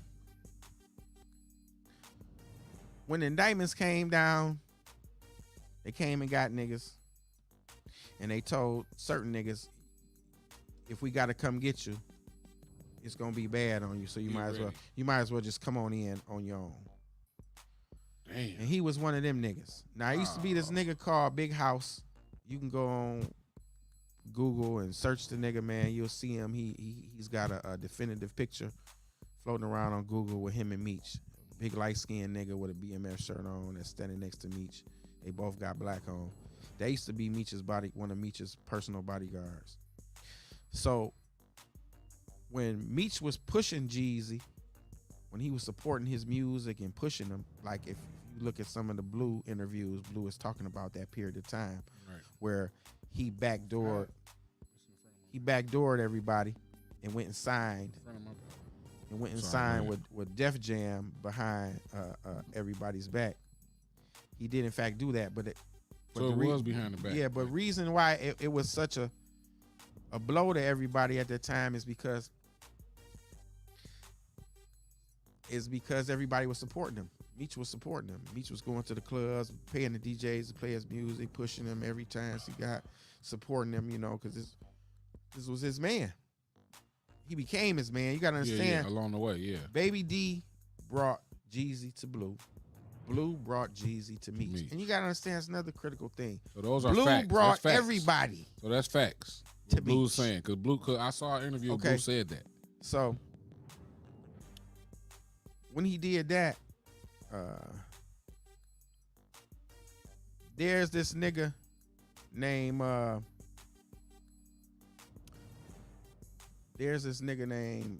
House, which when Jeezy started getting his momentum, started blowing, then he did the Boys in the Hood shit and all that shit. It was like a how can I say it? The labels wasn't fighting over him, but motherfuckers was looking at him. He was the shit, I will say. So Meech told House, okay, you secure him now. I want you to be his bodyguard, right? And Meech was paying him, So when the indictments came down and everything came down, they called Jeezy up and was like, we want you to come in, nigga. Mm-hmm. Now, I have been hearing these rumors, but I never paid no attention to him because, like I just told you, Jeezy was my man. I had a lot of respect for him. I knew him since he was a kid. He might have got all Hollywood and bougie and really wasn't fuck with nobody like that, but still I had a lot of respect for him because I felt I had a connection to him, right? So I didn't give a fuck what he did, but I always heard the rumors, like you hear rumors about everybody, but you don't act on them or buy into them until you know it's fact. That's right. Okay, so the nigga go in, but I don't know none of this. So let me tell you how I know this. Me and a bunch of other niggas is in Tennessee one night at a strip club. And who do I bump into? I bump into Big House. Which is the nigga who was supposed to be bodyguarding for him. And he pulled me to the side and he tell me the whole rundown. Now, I'm inclined to believe this nigga because he the nigga who was involved and he was the nigga right there. And he said, Dewy, I wouldn't lie to you, man. I swear to God, this nigga is a rat. I said, why you say that? He say because when they called him to come to the federal building and debrief,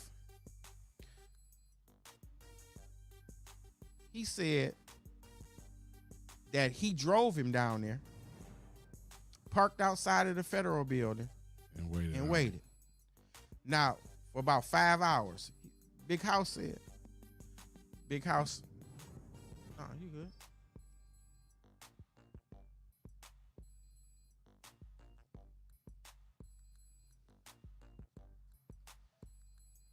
I was on live, but that's okay. Right. So Big House told me, he was like, look, man. No, it's good. He said he's a rat. So I said, tell me how you're a rat, because that's how I am, bro. I'm not just gonna immediately tell me, give me some nothing facts. No nigga tell me. I'm not gonna ride with nothing no nigga tell me. I'm not gonna do none of that shit. So that's all right. So the nigga say, okay, I took him to the federal building. They came out and got him. They said they escorted him into the building. He stayed there for 5 hours. He said, Dewy, I'm a lot of talking. He said, Dewy, I'm a felon. And you know I ain't supposed to have no guns. He said, I carry a gun everywhere I go. He said, the nigga knew I had a gun when we went there because he know I carried the burner on me. And he here to protect him. So he said that the nigga went up there, came back down and leaned into the car and told him, look, man, I don't need you no more. They gonna make sure I get to where I gotta go. You can go. I'm straight.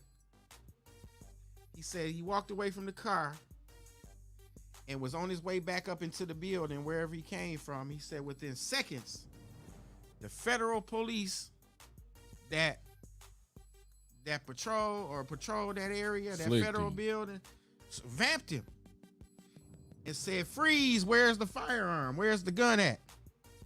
Only you know I got this fire. So this was House's Damn. This was House's beef with Young Jeezy. He said the nigga told on me, man. And I believe that. That sounds perfectly. How else would he know he had a gun? And they swarm you If like he just that. wasn't in there for 5 hours spilling his guts, right? And they swarm though. You ain't just get flicked like on a Right. traffic stop. Right, they right, swarm right, you. Right. He swarmed him. They Damn. swarmed him. Because they came to get him because they knew he was a felon. They already had his name and everything. And he ended up getting charged for that, going to jail for that. So Jeezy went in there, voluntarily debriefed. So there didn't have to be no paperwork. Because if we need you. Before we come get you, put this paperwork on you the right way, we give you an opportunity to come in here. Right now. Yeah. You know. And he did that, and he complied with that, man. He gave him a few items that he had accumulated from J-Bo. He had accumulated from motherfuckers. So, and then fast forward, even on that. When J-Bo was in prison, I had talked to him a couple times, and we talked about Jeezy specifically. I said, "Well, last time you heard from him, he don't fuck with you." He said, "Man, every time I get a number on the nigga changed the number. He wasn't fucking with him, but when he came home, he popped up. Every time he come to the city, what he do? He called Meech's family out to come Fuck with him. insulate him." Yeah. And that's one thing I could never understand about everybody, man. You know, I respect everybody and everybody grown. They can fuck with who they want to fuck with. But this notion that just because a nigga is a celebrity now that you can just disregard The whatever other the shit they did in the streets is not right, bro. Because this divides situations, man. See, I refuse to go hang out with the nigga, man. But once I understood that this is what really happened, okay, I just don't want to do it, you know. Right. Whereas everybody else can go hang with it. I don't understand that, man. I don't get it. That's I weird. don't You get just it, fucked man. me up with that shit right there. Damn. And then we can even look at the verses with Gucci Man. That made us look bad, bro. Explain that. And as a street nigga, man, any street nigga seen the same shit I seen, nigga. You get on stage on the verses and the nigga tell you to your face, bitch, I killed your nigga. Yeah. We smoking on your nigga now. And you say, oh man, I thought we was gonna be up here and get along. You fucking crazy, nigga. I wouldn't even did that shit. Yeah, for me, and look, I love Jesus. Then you want want to put on the BMF jersey, nigga. You wasn't all the while everybody was in jail. You wasn't flying that shit, nigga. You flying that shit because niggas is coming home now. Now you want to be friends again. But you specifically was hoeing niggas while they was in jail, bro. But then it's another part of this I don't know about, man. I think it's a house out there that dude got that he been taken care of. So maybe that's the spinoff. Maybe that's the trade-off. Damn, man, you just fucked me up. Man. Maybe that's the trade-off. I heard, dude still got a mansion somewhere that's been being kept up and paid for. I think maybe it might be Jeezy doing it. So maybe that's his contribution. I mean, and he feel like he can do what the fuck he want to do then. I don't know. Because of that. Because now look, even with that, like now I'll say this. Just looking back on it, it seemed like Jeezy, like he fucked with dude, he fucked with the mob heavy, but it seemed like you know how like everybody else had the BMF shirts and shit on. No, as soon as the indictments came down and he had that talk with them people, bro, he got the fuck on. If you remember, simultaneously when dude got locked up and everybody got locked up, is when he blew the fuck up. Cause he disassociated himself with that entire movement, man, immediately and became the rapper. Cause everybody wondered, like, damn, why Jeezy ain't get hit with the shit? Cause we all seen it, He like ain't through the get- he ain't get documentaries. hit shit because he cooperated. That's why. Man, Oh he God! cooperated during the beginning See, of the it don't take a rocket scientist to see. during the beginning of the case. Cause us being from the streets, like we seeing you with these niggas all the time. Then you, out of all people, you miss it too. You missed the indictment, huh? I saw a dude on your video. You know, Listen, we was I'm just not getting gonna- hip to I'm you. not gonna sit here and lie and say Damn, Jeezy man. wasn't a street nigga because he was a street nigga. He was a street nigga in Macon, Georgia. I ain't thinking about this shit like that. On Montpelier, Yeah. Montpelier, and all them little streets. You know, I know where he was at. Okay, and but compared to our hood, that's like one right. one block in Inkster versus the whole East Side, nigga. It's two different worlds, my man. That was his extent of hustling, man. You know, and you know, I ain't gonna get off into all that shit, but you know, I'm not gonna say he wasn't no hustler, but everything he rapped about and everything he talked about was what he observed. And he was the backpack nigga. He was when he first came around, he was the nigga that carried the backpack. Now let me ask you this: is the shit he was rapping about, was he telling the truth? The whole world, Because no, that's the truth. I mean, I'm saying like just for the people. This is for the people because some of these motherfuckers slow and retarded. Well, I wasn't there, but what we know now to be true about that lifestyle, situation, about the lifestyle of those guys at that moment in time, him being around that, you know, yeah, he simply just, you know, it could be a nigga that grow up in the hood his whole life, be from the hood, know everybody from the hood, can recite all the hood shit. chronicles, but ain't never came off the porch. Yeah. You know what I'm saying? But He just still, if happened you to was to live have a over there. conversation with him, you would think he was hood. That nigga, yeah. You know what I'm saying? So, I mean, that nigga observed, it's like Tupac. So, did somebody say that's I don't want to get on. I want to go on Tupac. So but all right, hold on, stop. Not to cut you off. T. Swan said that 17.5 was bullshit. Do you know that to be bullshit, or was he really speaking facts? I couldn't tell you about that, bro. I couldn't tell you what the prices was.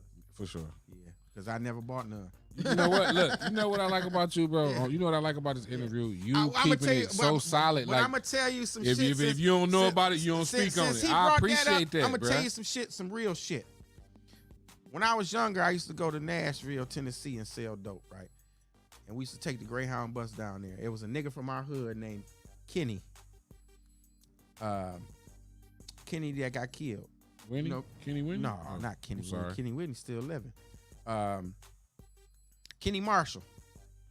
That name sounds very familiar. You know, his family do the barbecue on the corner. A Schaefer and the Marshalls. Yeah. Jay Marshall.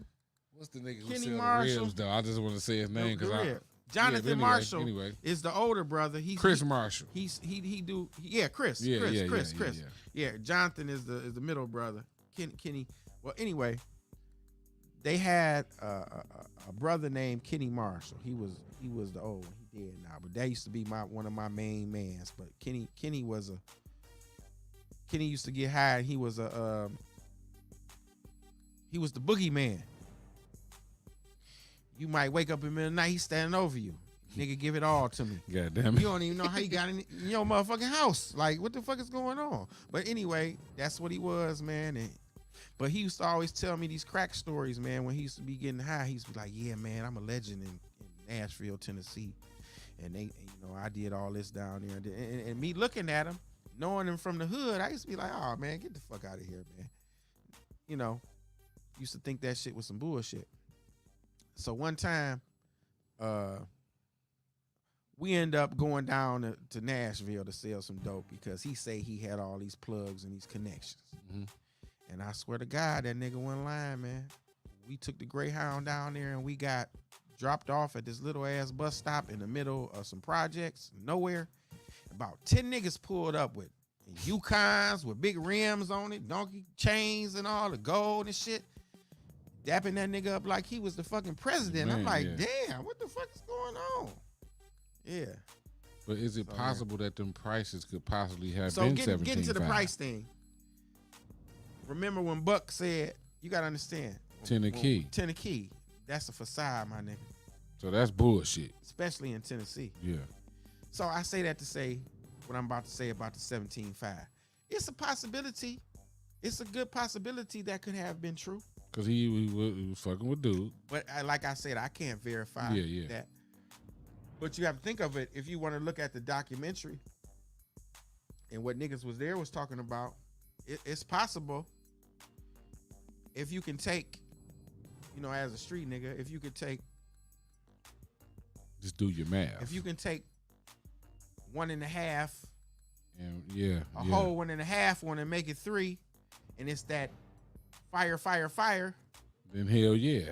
or if you're just taking a couple out and putting them back in or whatever, however you do the math, and because like right now, that's the price in the streets.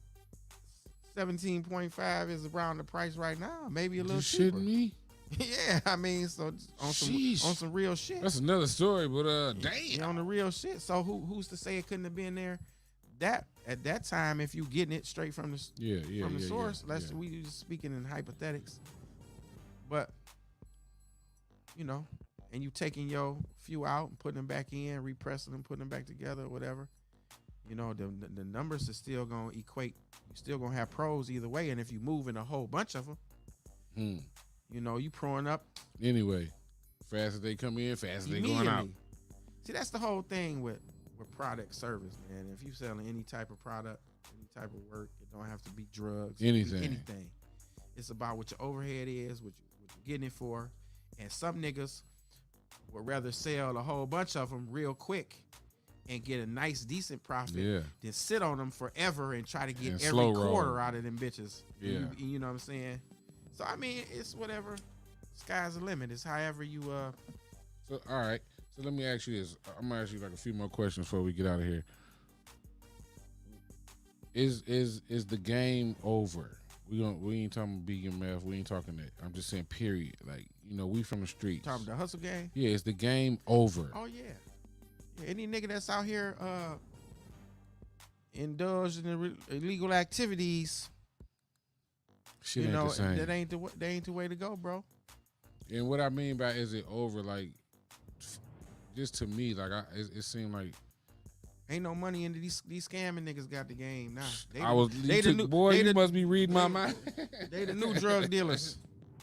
They selling that crypto drug. They selling all that. They selling them dreams and them hopes. Tricking a nigga out they shit. I put 5,000 in your account, but you gotta give me 3. But I ain't knocking nobody hustle, man. Get money however you gonna get it, man. Just stay safe, man, and try to stay out of jail, man.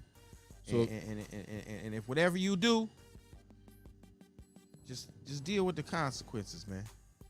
Just deal with the consequences, man. If you gonna be a grown person and you gonna take them penitentiary chances, man. Stand when you get caught, shit. Don't tell on nobody. Stand man. on your shit. Yeah, it's just For real. You And look, we ain't glorifying the street shit, but he just saying if you gonna be on that, stand on your shit. You feel me? Don't be giving all that information that you was a part of, but your ass got caught. Now you want to give up the rest of the niggas. We ain't doing that. Keep it a bean. So look, if you can get the culture, the world, a positive message, because like it's so much shit going on right now, man. So many people dying every day. That's why I hate watching the news. Kids, women, et cetera, in our community. You know what I'm saying? I'm gonna speak of our community. We from here. Like, I'm gonna tell you this.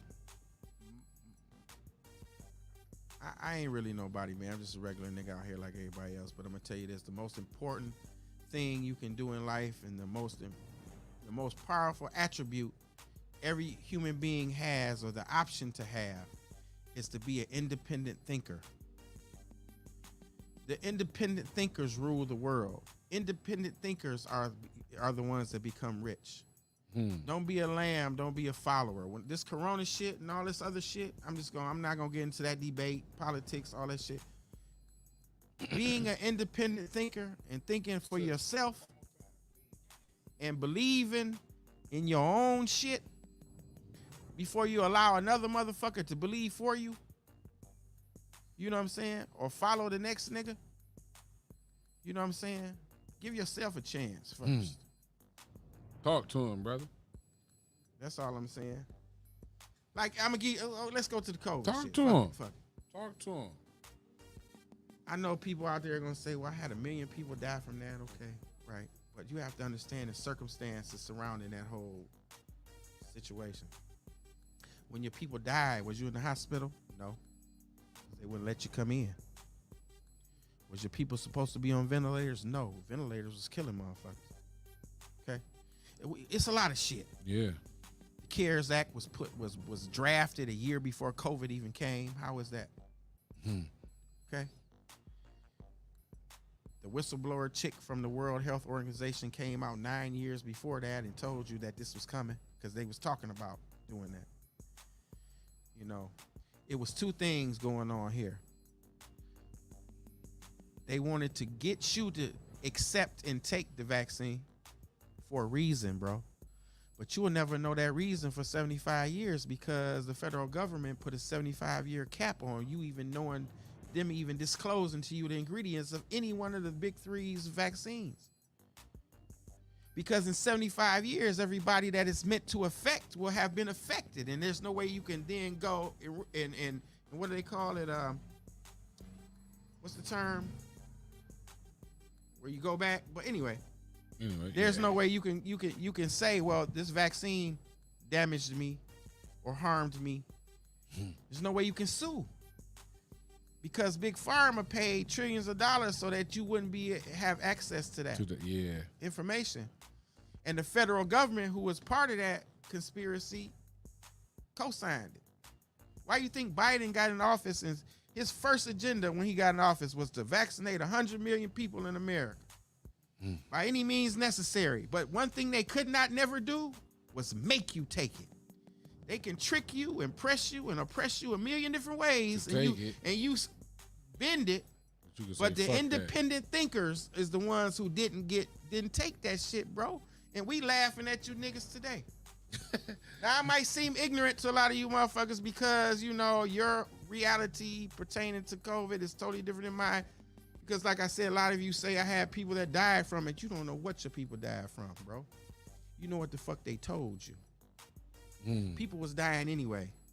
But when COVID became a thing, everything was attributed to COVID, man. There was monetary incentives for you to believe that, man. The hospital stopped letting you come in to see what the fuck is going on. You don't know what you do. You had to take what the people told you about your love. Come on, man. That's a whole nother story, though. Yeah, it is. But only the people who can comprehend this type of verbiage and this conversation are the independent thinkers. The people that think outside the box and don't just let a motherfucker tell them anything, bro. Fuck you fighting over toilet paper for? You still haven't explained that. What was the purpose? Ain't no shit paper. They gonna stop making wood and toilet paper because of a disease. You know, come on, man. Think, man. That's crazy. That nigga said we was fighting over toilet paper. It's an old movie called Wag the Tail, where they show you how the media uses situations and they fucking with you. They like talk your shit. They manipulate. You know, the masses into believing certain shit. They put fear. The government puts fear into you to get you to become subservient to their agenda, bro. Creating a distraction for you, and they saw their own problem. Come on, man. With the Black Lives Matter shit, bro, all the protesting stemming from the George Floyd shit. Where was COVID during that? It disappeared momentarily. It's a thing called the Sinclair Report. It's where the majority of the television and radio outlets around the world are owned by the same group of people, right? So during COVID, the Sinclair Report exposed how that entire network was given scripted news to give to the public. Meaning on purpose. Meaning here in Detroit, you'll have the reporter get on TV and say, we have 14 cases of COVID. We have 14 COVID deaths today. and 32 infected COVID people today in Splaze Split. They was told. Then the same thing was in Minnesota. Same story. Florida, same exact story. They had them side by side running simultaneously, and they were saying the same scripted shit. That's because the people who owned it, the elite, were giving them, this is my motherfucking TV show, bitch, and you're gonna say what the fuck I want you to say. That's how it go, bro. And if you think I'm lying, it's happened already before. With Rockefeller. I know everybody's seen that bullshit shit on Instagram, social media about Rockefeller realized he can take petroleum and make medicine with it. So then he knew that was another new revenue stream for him to change the world with. But in order for him to dictate to the world that his new wave of medicine, petroleum-based medicine, was better than natural medicine, was he had to first change the minds and the narrative of the people. So in order for him to, only way he can do that is with money. So what he did was he bought up majority of the medical schools in fucking the country and advertising and all this shit, and forced them to implement the new curriculum that coincided with his petroleum-based medicines, bro. This has happened in the world, bro. Okay? That's the same thing with the swine flu. A lot of people didn't go for that. Is COVID gone? I ain't no doctor, bro, but I'm just saying, like, no, but I'm gonna tell you this. My opinion of COVID. COVID is classified as a SARS form of not a disease, but a airborne pathogen. It's like a SARS or pneumonia. Yeah, flu. But listen, before COVID came, people were dying of pneumonia. People were dying of flu. You know, but the world was in an uproar to, you know. So they intensified it with them damn breathing machines and all that shit. They intensified the statistics. The media, they made the media. A nigga could go in there for a ruptured gallbladder It's or COVID. the fuck, an appendix. It's COVID. And nigga, you got appendix. Nigga could go in there fighting stage 4 cancer. It was COVID. And die from that shit. But they still gonna put COVID on this shit, man. Come on now. Damn, y'all hear this shit, man. Hey, listen, I want to, before we get out of here, I just want to say, man, I appreciate you for coming in. I feel like, first of all, I appreciate you speaking for you, because a lot of times on these platforms, you know, people speak, and it's like they be speaking for. You see what I'm saying? No, I can't speak for no other nigga. I notice every damn near every question I ask you, say, well, I'm gonna speak for me. And I could be wrong. I'm gonna speak for me now. Some of the things I've said, I could be wrong, and I stand on that. But that's cool. If a motherfucker can show me different, and you know, I'm saying, my nigga, and you spoke for you. Educate me. I appreciate that. You know what I'm saying? You ain't just speaking for a mass of people, or, you know, you talking from your own truth. You know what I'm saying? From the sound of it, goddamn, you was closer than a lot of motherfuckers who be out here representing whatever they represent. Well, I was for a short period of time, but like I told you before, prior with Meech, you know, when I did a prison bit, when I did my years in prison, you might have that girl that's riding with you, and she might last a year and a half. Why you doing the bit? She fall off. Then you might be relying on your mama. And then you might meet a new motherfucker, and they might be holding you down for a minute. Then they fall off. You go through many transitions while incarcerated. But I'm going to tell you, there was a time when I had Meech's ear for a few years, man. You know what I'm saying? And, you know. That was one of them times. I was his go-to guy for a minute, you know. There are probably others, but I can say. And you know, I got receipts for all my shit, and I keep them receipts because when I have these idiot conversations with motherfuckers, I have to show them, like, look, bro. Yeah, these days it's all facts. Facts. Yeah, it's facts. Like if a nigga having problems somewhere, and I tell, look, man, my man got problems over here because they fucking with him for this reason or that reason. And he say, well, you know, none of these niggas know dude. Period. Big reach for a can from a can of paint, but they got all these BMF shirts on. So I come on the floor with the receipt and say, look, this is what he said about this, nigga. Mm-hmm. And it's the end of that. Point blank. You know? But then you got niggas who don't even respect that. Because they think this shit is they shit. And it's not. It's his shit. Only because he locked up, man. Now, let me ask you this before we get out here. When Meech come home, you know, we going to go past, you know, what he was locked up for. When Meech come home, how do you think shit's going to go far as just with BMF period? Like in general, what do you think going to be? If you was just using your imagination, I don't know. Well, years ago, before this show even came out, the BMF show, right? Yeah, he had wrote me a letter one time, and he had told me that his bunkie was Mexican. He said he loved the Mexicans. He said the Mexicans is his people. He said, man, he said, when I get out Dewey, he said, I'm not going. He said, I'm not coming back to the United States. He said, they love me in Mexico like I'm the president, and that's where I'm going. And, you know, we was laughing about that. But I believe that. But Hey, at the for same real. time, that changed now. He coming home. Coming home to his baby mama. He coming home to Tara. That's who he back with now. You know, that's his ace boom coon. She done been by his side the whole time. Shout out Tara. He done, you know, whatever. And, you know, his son is in position to where when he get out, he not coming home to nothing. He gonna have something. But once he get out, that nigga gonna make so much money legitimately. Man, what? Just in endorsements, just in They in can't wait for appearances. him to come He home. making millions, man. So, you know, and then from all his celebrity friends, that's when everybody gonna kick in, you know.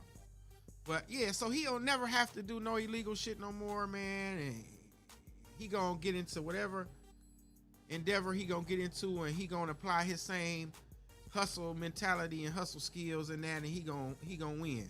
And that's just that. Goddamn me.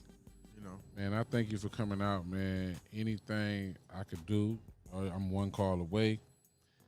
You ain't have to do this interview. Do you do a lot of interviews? No. See, so look, I'm getting the exclusive, goddamn, just to let y'all know. I did one interview on the That ain't count. That ain't count. No, I'm just playing with no, the one, no the disrespect. one with what's the nigga name?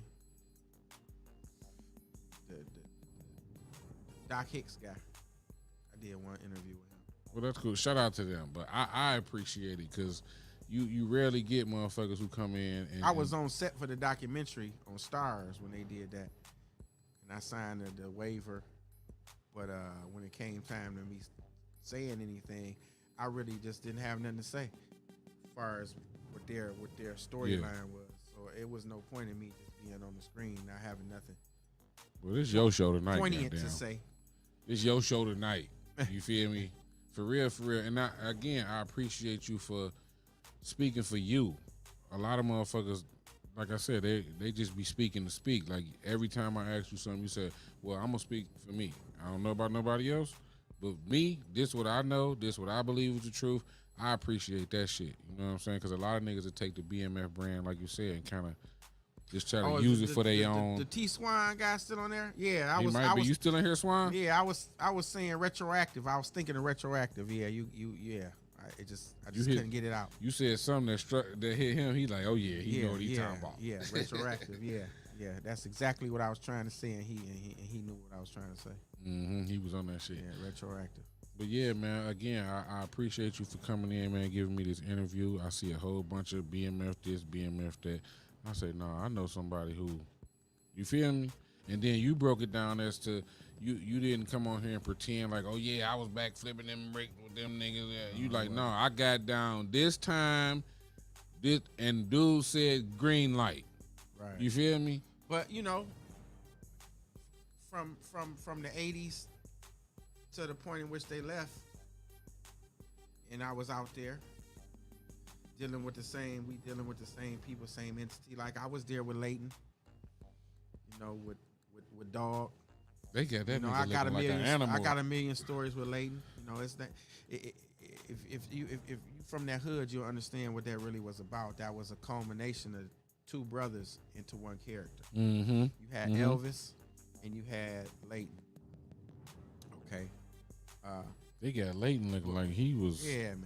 But Leighton was he was one of them. He handled his business, you know.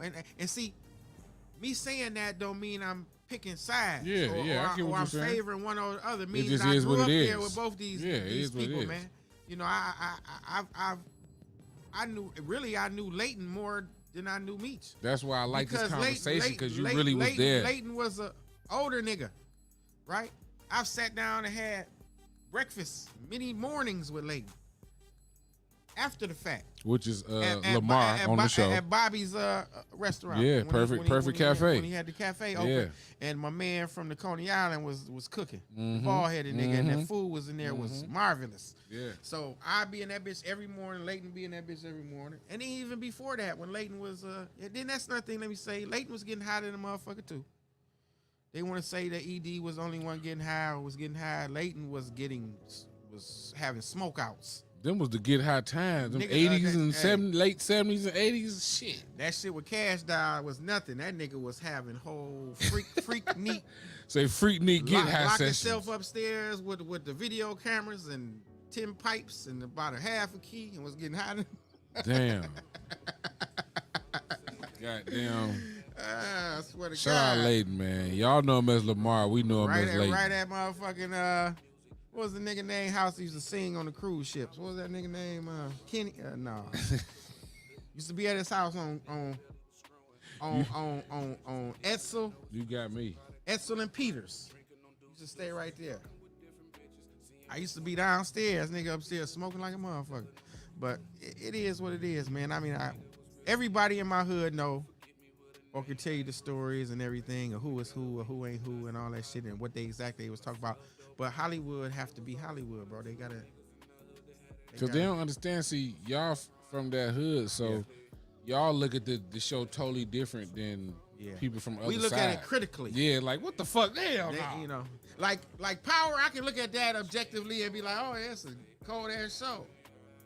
But when you look at some shit that's supposed to be from a time that You was around, yeah, you you like, be looking at like, nah. oh hell no. But then that's when I told you at the beginning I hated it, but then I had to Like Hollywood. to detach myself from that and look at it objectively. As a fan, you had to look from a fan perspective instead of like, no, I was then there. I started appreciating it. Yeah, for sure. That's what's up. Then especially when I got the chance to do my little walk across the screen. Goddamn me, for that 3 cameo. seconds, for 3 seconds, you know. Yeah, he talking to you. Yeah. But yeah, man. Again, thank you for coming out. And I'm gonna say this: Dewy has broken the record for the Culture Podcast. It's the longest show. But no, this is a good thing though. This is a good thing. You know what I'm saying? They was putting jewels in there, like he dropping jewels in that bitch. This the longest show we had on the Culture Podcast. Normally we do an hour, but the shit was so interesting, we had to keep it going. You know what I'm saying? So again, shout out to Dewy for coming in, man. He could have been doing anything, but he came and fucked with me. You know, I appreciate that shit. Anytime he called me, I'm one call away. If you ever want to come back, bro, you're more than welcome to come back. I don't know, man. I gotta wait and see if I don't get jumped on when I get home. Why are you gonna get jumped on? You supposed to been gone? No.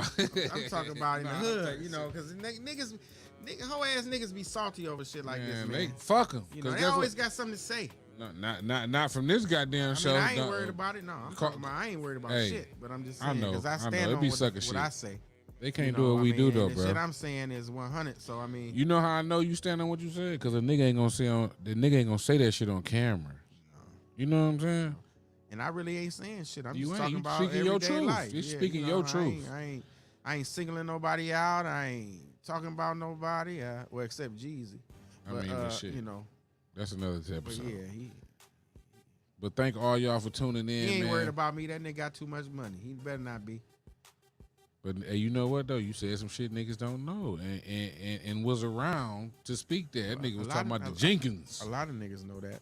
I mean, they know, but I'm saying these fans and folks who be tuning in this type of shit, they don't be knowing the truth. A lot of niggas don't give a fuck. That's why I started doing interviews, because instead of you finding out through social media and shit, you can actually hear from the horse's mouth people who been around, is around. I ain't tell you about 50. Man, oh, well, wait. 50. I'm gonna stop the music on that. Give me a 50 story before we go, True story. please. 50 Cent stole 18,000 from us. What? I said he stole 18,000 from us, man. The 50 Cent? Yeah, 50 Cent. Motherfucking Curtis, whatever the fuck his name is. Curtis Jackson. Yeah. I ain't mad at 50. Years ago we had did a party. Mm-hmm. We had did a party at Silver Rain. I know everybody heard about it. Y'all know about Silver Rain. Tonisa had and Little the Legend had a casting party, a BMF casting party in at Silver Rain, which is Truth now, but it used to be Silver Rain. Mm-hmm. And what it really was, it wasn't a casting party because they was the show idea was just it was just some shit that the niggas was talking about. So it wasn't. But they actually a show yet. capitalized off the situation and said we gonna throw a casting party because that's gonna make everybody come, and it worked. So what they did, they had a alcohol deal with 50's alcohol brand. Yeah. So saying that if you a bar or effing, it was effing at the time. If you a bar or a store and you buy $50,000 worth of product from me, I will show up at your venue or show up at your store and do a walkthrough. So the motherfuckers that ain't bad. So the motherfuckers that own Silver Rain, they Arab, so of course they got stores as well. Or they got friends that got stores. So what they did was they did the liquor deal. So he was gonna do the appearance at Silver Rain.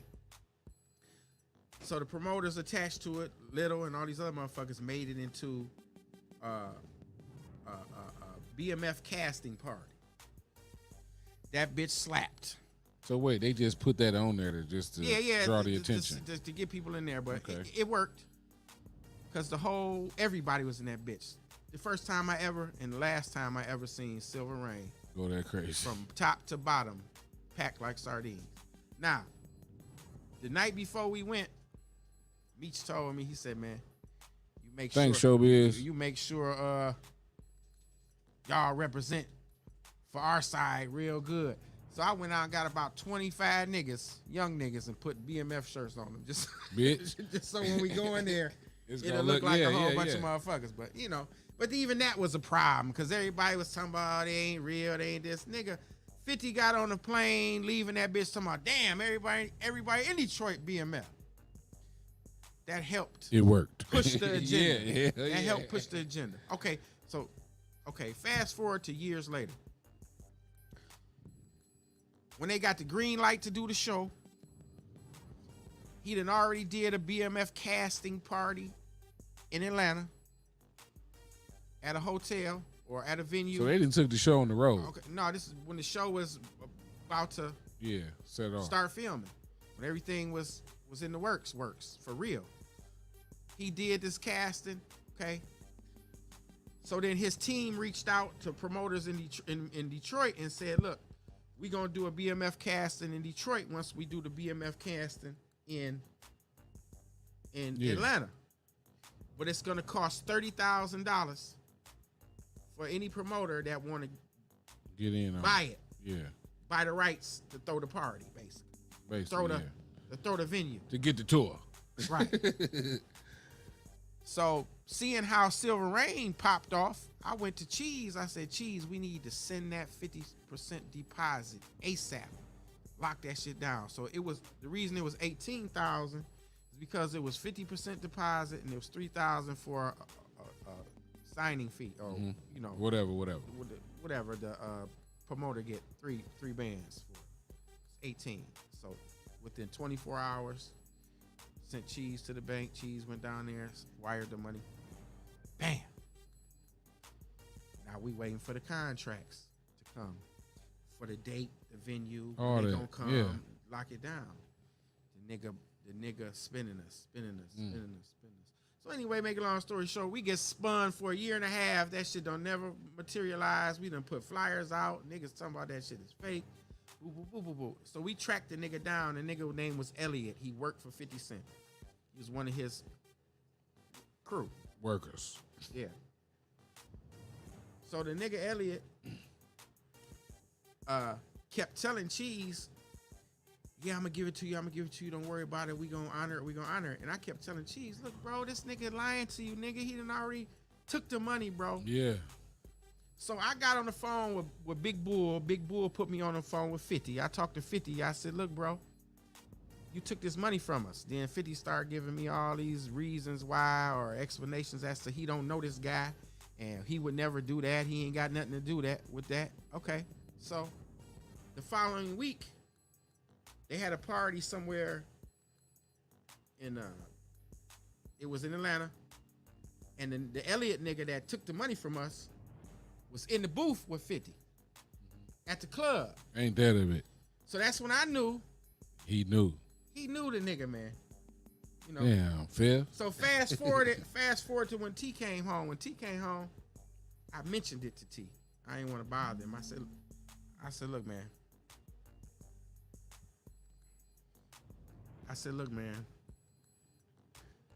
Because I knew he was in communication with 50. So I said, man, I ain't want to bother you, man, but I got to ask you something, man. I said, you know, while you was gone, man, this had happened with 50 and this $18,000 that he took from us. Yeah, you know, can you see what you can do? Yeah, yeah. Within seconds, T got on the phone. He called Big Mike. Big Mike is 50 bodyguard. One of the ones, he got a BMF chain on. He think he BMF now, whatever. Anyway, he get on the phone. Then he get on the phone with 50. They on a three-way call, and I'm listening to the whole thing. They claim that they beat the nigga up. Old school shit. Beat the nigga up. Now he don't, you know, He ain't down no more. You know. I don't know, man. That's But crazy, the man. money was never recovered. I'll tell you that. Bottom line. The money was never recovered. God damn. So overall, do you applaud the show? Of course. I applaud the show because as long as it's making Lil Meech shine It helps the family. and it's helping other people too. Yeah. You know what I'm saying? Yeah. It's a positive thing, brother. It brought money to our community. For sure. The times that they rented out the community center in our community, the 2 times for both seasons, they fed everybody. They did everything, man. They brought money. They into did the, it right. into They the did it right. economy. Yeah. Meech did that For sure. from penitentiary, That's fire though. and he did That's that so for fire. the rest of the city. That's fire. He did that at Rooster Tail, everywhere. You know, all different locations. He was able to get You know? people money Yeah, still man. Yeah, man. from prison. Yeah. From his story, his life story, him and his brother. Now, one more question. Damn, I hate to keep saying one more question. Last question. Now, it seems to the world as like more of a Big Meech thing than a Big T thing. You know what I'm saying? Like, is that part of the problem and the separation with like the BMF and 263? Because it's like, cause we all look at Meech like, well, who can I use? Tony Montana, per se. You get what I'm saying? I wouldn't do that. I'm sorry. I mean, I'm just I'm saying. gonna tell you why I wouldn't do that. How the people look at it, it's like Big Meech, Big Meech, Big Meech. I would never mention them two in the same situation. Damn. And I'm gonna tell you a story about that. See, everybody has seen Scarface, right? Mm-hmm. But like I just told you, it's 2 type of people in this world. It's the lambs and the pawns and the followers, or the independent thinkers. I'm an independent thinker. So when I look at Scarface, every time I look at it, I see the same thing. But I don't see what you see. I don't see Tony Montana as being Scarface. I see Tony Montana as being a hoe ass nigga. And see how your face turned that? Oh, explain, please. And I'm gonna tell you how. Because in the dope game, he crossed many motherfucking lines that he should have never crossed, bro. With his boss. With the nigga that took him out the motherfucking taco stand, put him on. From the moment that nigga brought his bitch around him, he was on her. And that created the entire Crossed the problem. line. Yeah, he didn't kill the little kid in the car and all that shit, but fuck all that, bro. From the beginning. That nigga put you on, nigga, and you showed absolutely no respect. loyalty. And soon as you, feel that. soon as he cleaned you up and put you in a motherfucking suit, nigga, you went straight after his life. See, I see shit different than niggas see shit, bro. This is Hollywood, yeah, but I'm seeing it for what it is. So the niggas that think like me is the niggas I relate to. Cause there ain't nowhere in the world I'm gonna do that to my nigga. Yeah, you right though. I never looked at it like ride the gate. Tony was like, yeah, that bitch bad. I'm gonna get this And bitch. then he hold the nigga in front of her. Power move, cause he wanted the bitch. Freaky. He just Freaky. but he's supposed to be the realest nigga in the world. Come on, man. And that's the number one thing that he did. He did multiple things during. Look what he did to his best man, his best friend. Yeah, over his That sister. nigga was flawed and fucked up in a whole lot of areas, bro. That's all I gotta say. Goddamn me. You got any parties or anything coming up? I think I seen something new that you got coming up. No, So I we got a party at the Sting tomorrow. Tomorrow. Cinco de Mayo party. What time? I'm in there. Man, Nigga, it's you 10 pulled o'clock, up on me. I'm 9 pulling up on you, 9, nigga. 10 o'clock. I 9, got the 10? whole city in that bitch. Sting tomorrow night, goddamn, will do it. You heard me? I'm in that bitch. So if y'all fuck with me, anybody want to hang out, man, let's hit that mother. I'm going. He pulled up on me. It's only right that I do the same thing in return, goddamn. Go have some drinks, look at some tits, talk some shit. You know what I'm saying? Man, I appreciate you again for coming in, bro. Anytime, anything I can do, I'm a call away. I'm a new show. I'm trying to get my shit cracking, and you pulled up. You said, just let me know when. And I did, y'all, for real. This nigga said, just let me know when you want me to pull up, and I'm there. And as soon as we went over some dates, he said, I'm available that date. What time? What's the address? He ain't give me no, you know what I'm saying? So I can appreciate that. So I'm definitely pulling up tomorrow. We at the Sting tomorrow night, y'all. What's the name of that motherfucker, brother? What's the name of the party? Cinco de Mayo. Cinco de Mayo. What's going down? I'm in Southwest all day tomorrow. And then we fucking with Dewy at the Sting tomorrow night. Y'all pull up on us and fuck with us, man. 100. Shout out to everybody that pulled in tonight. Be sure to hit that like, subscribe, share, all that good shit. We fuck with y'all the long way, like y'all been fucking with us. We about this motherfucker. 100, y'all. See y'all tomorrow night, man. Cinco de Mayo. Happy Cinco de Mayo. Get y'all tequila ready right now.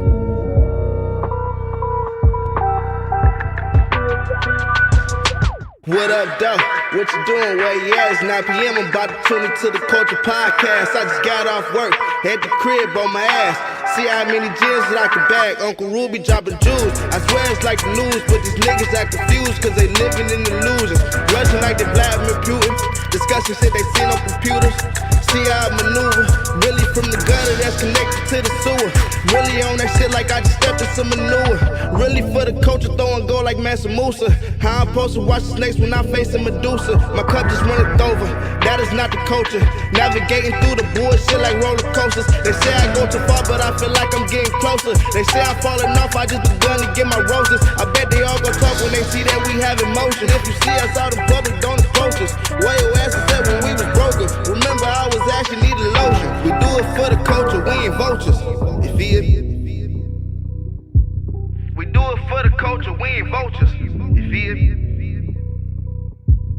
We do it for the culture, we ain't vultures. You feel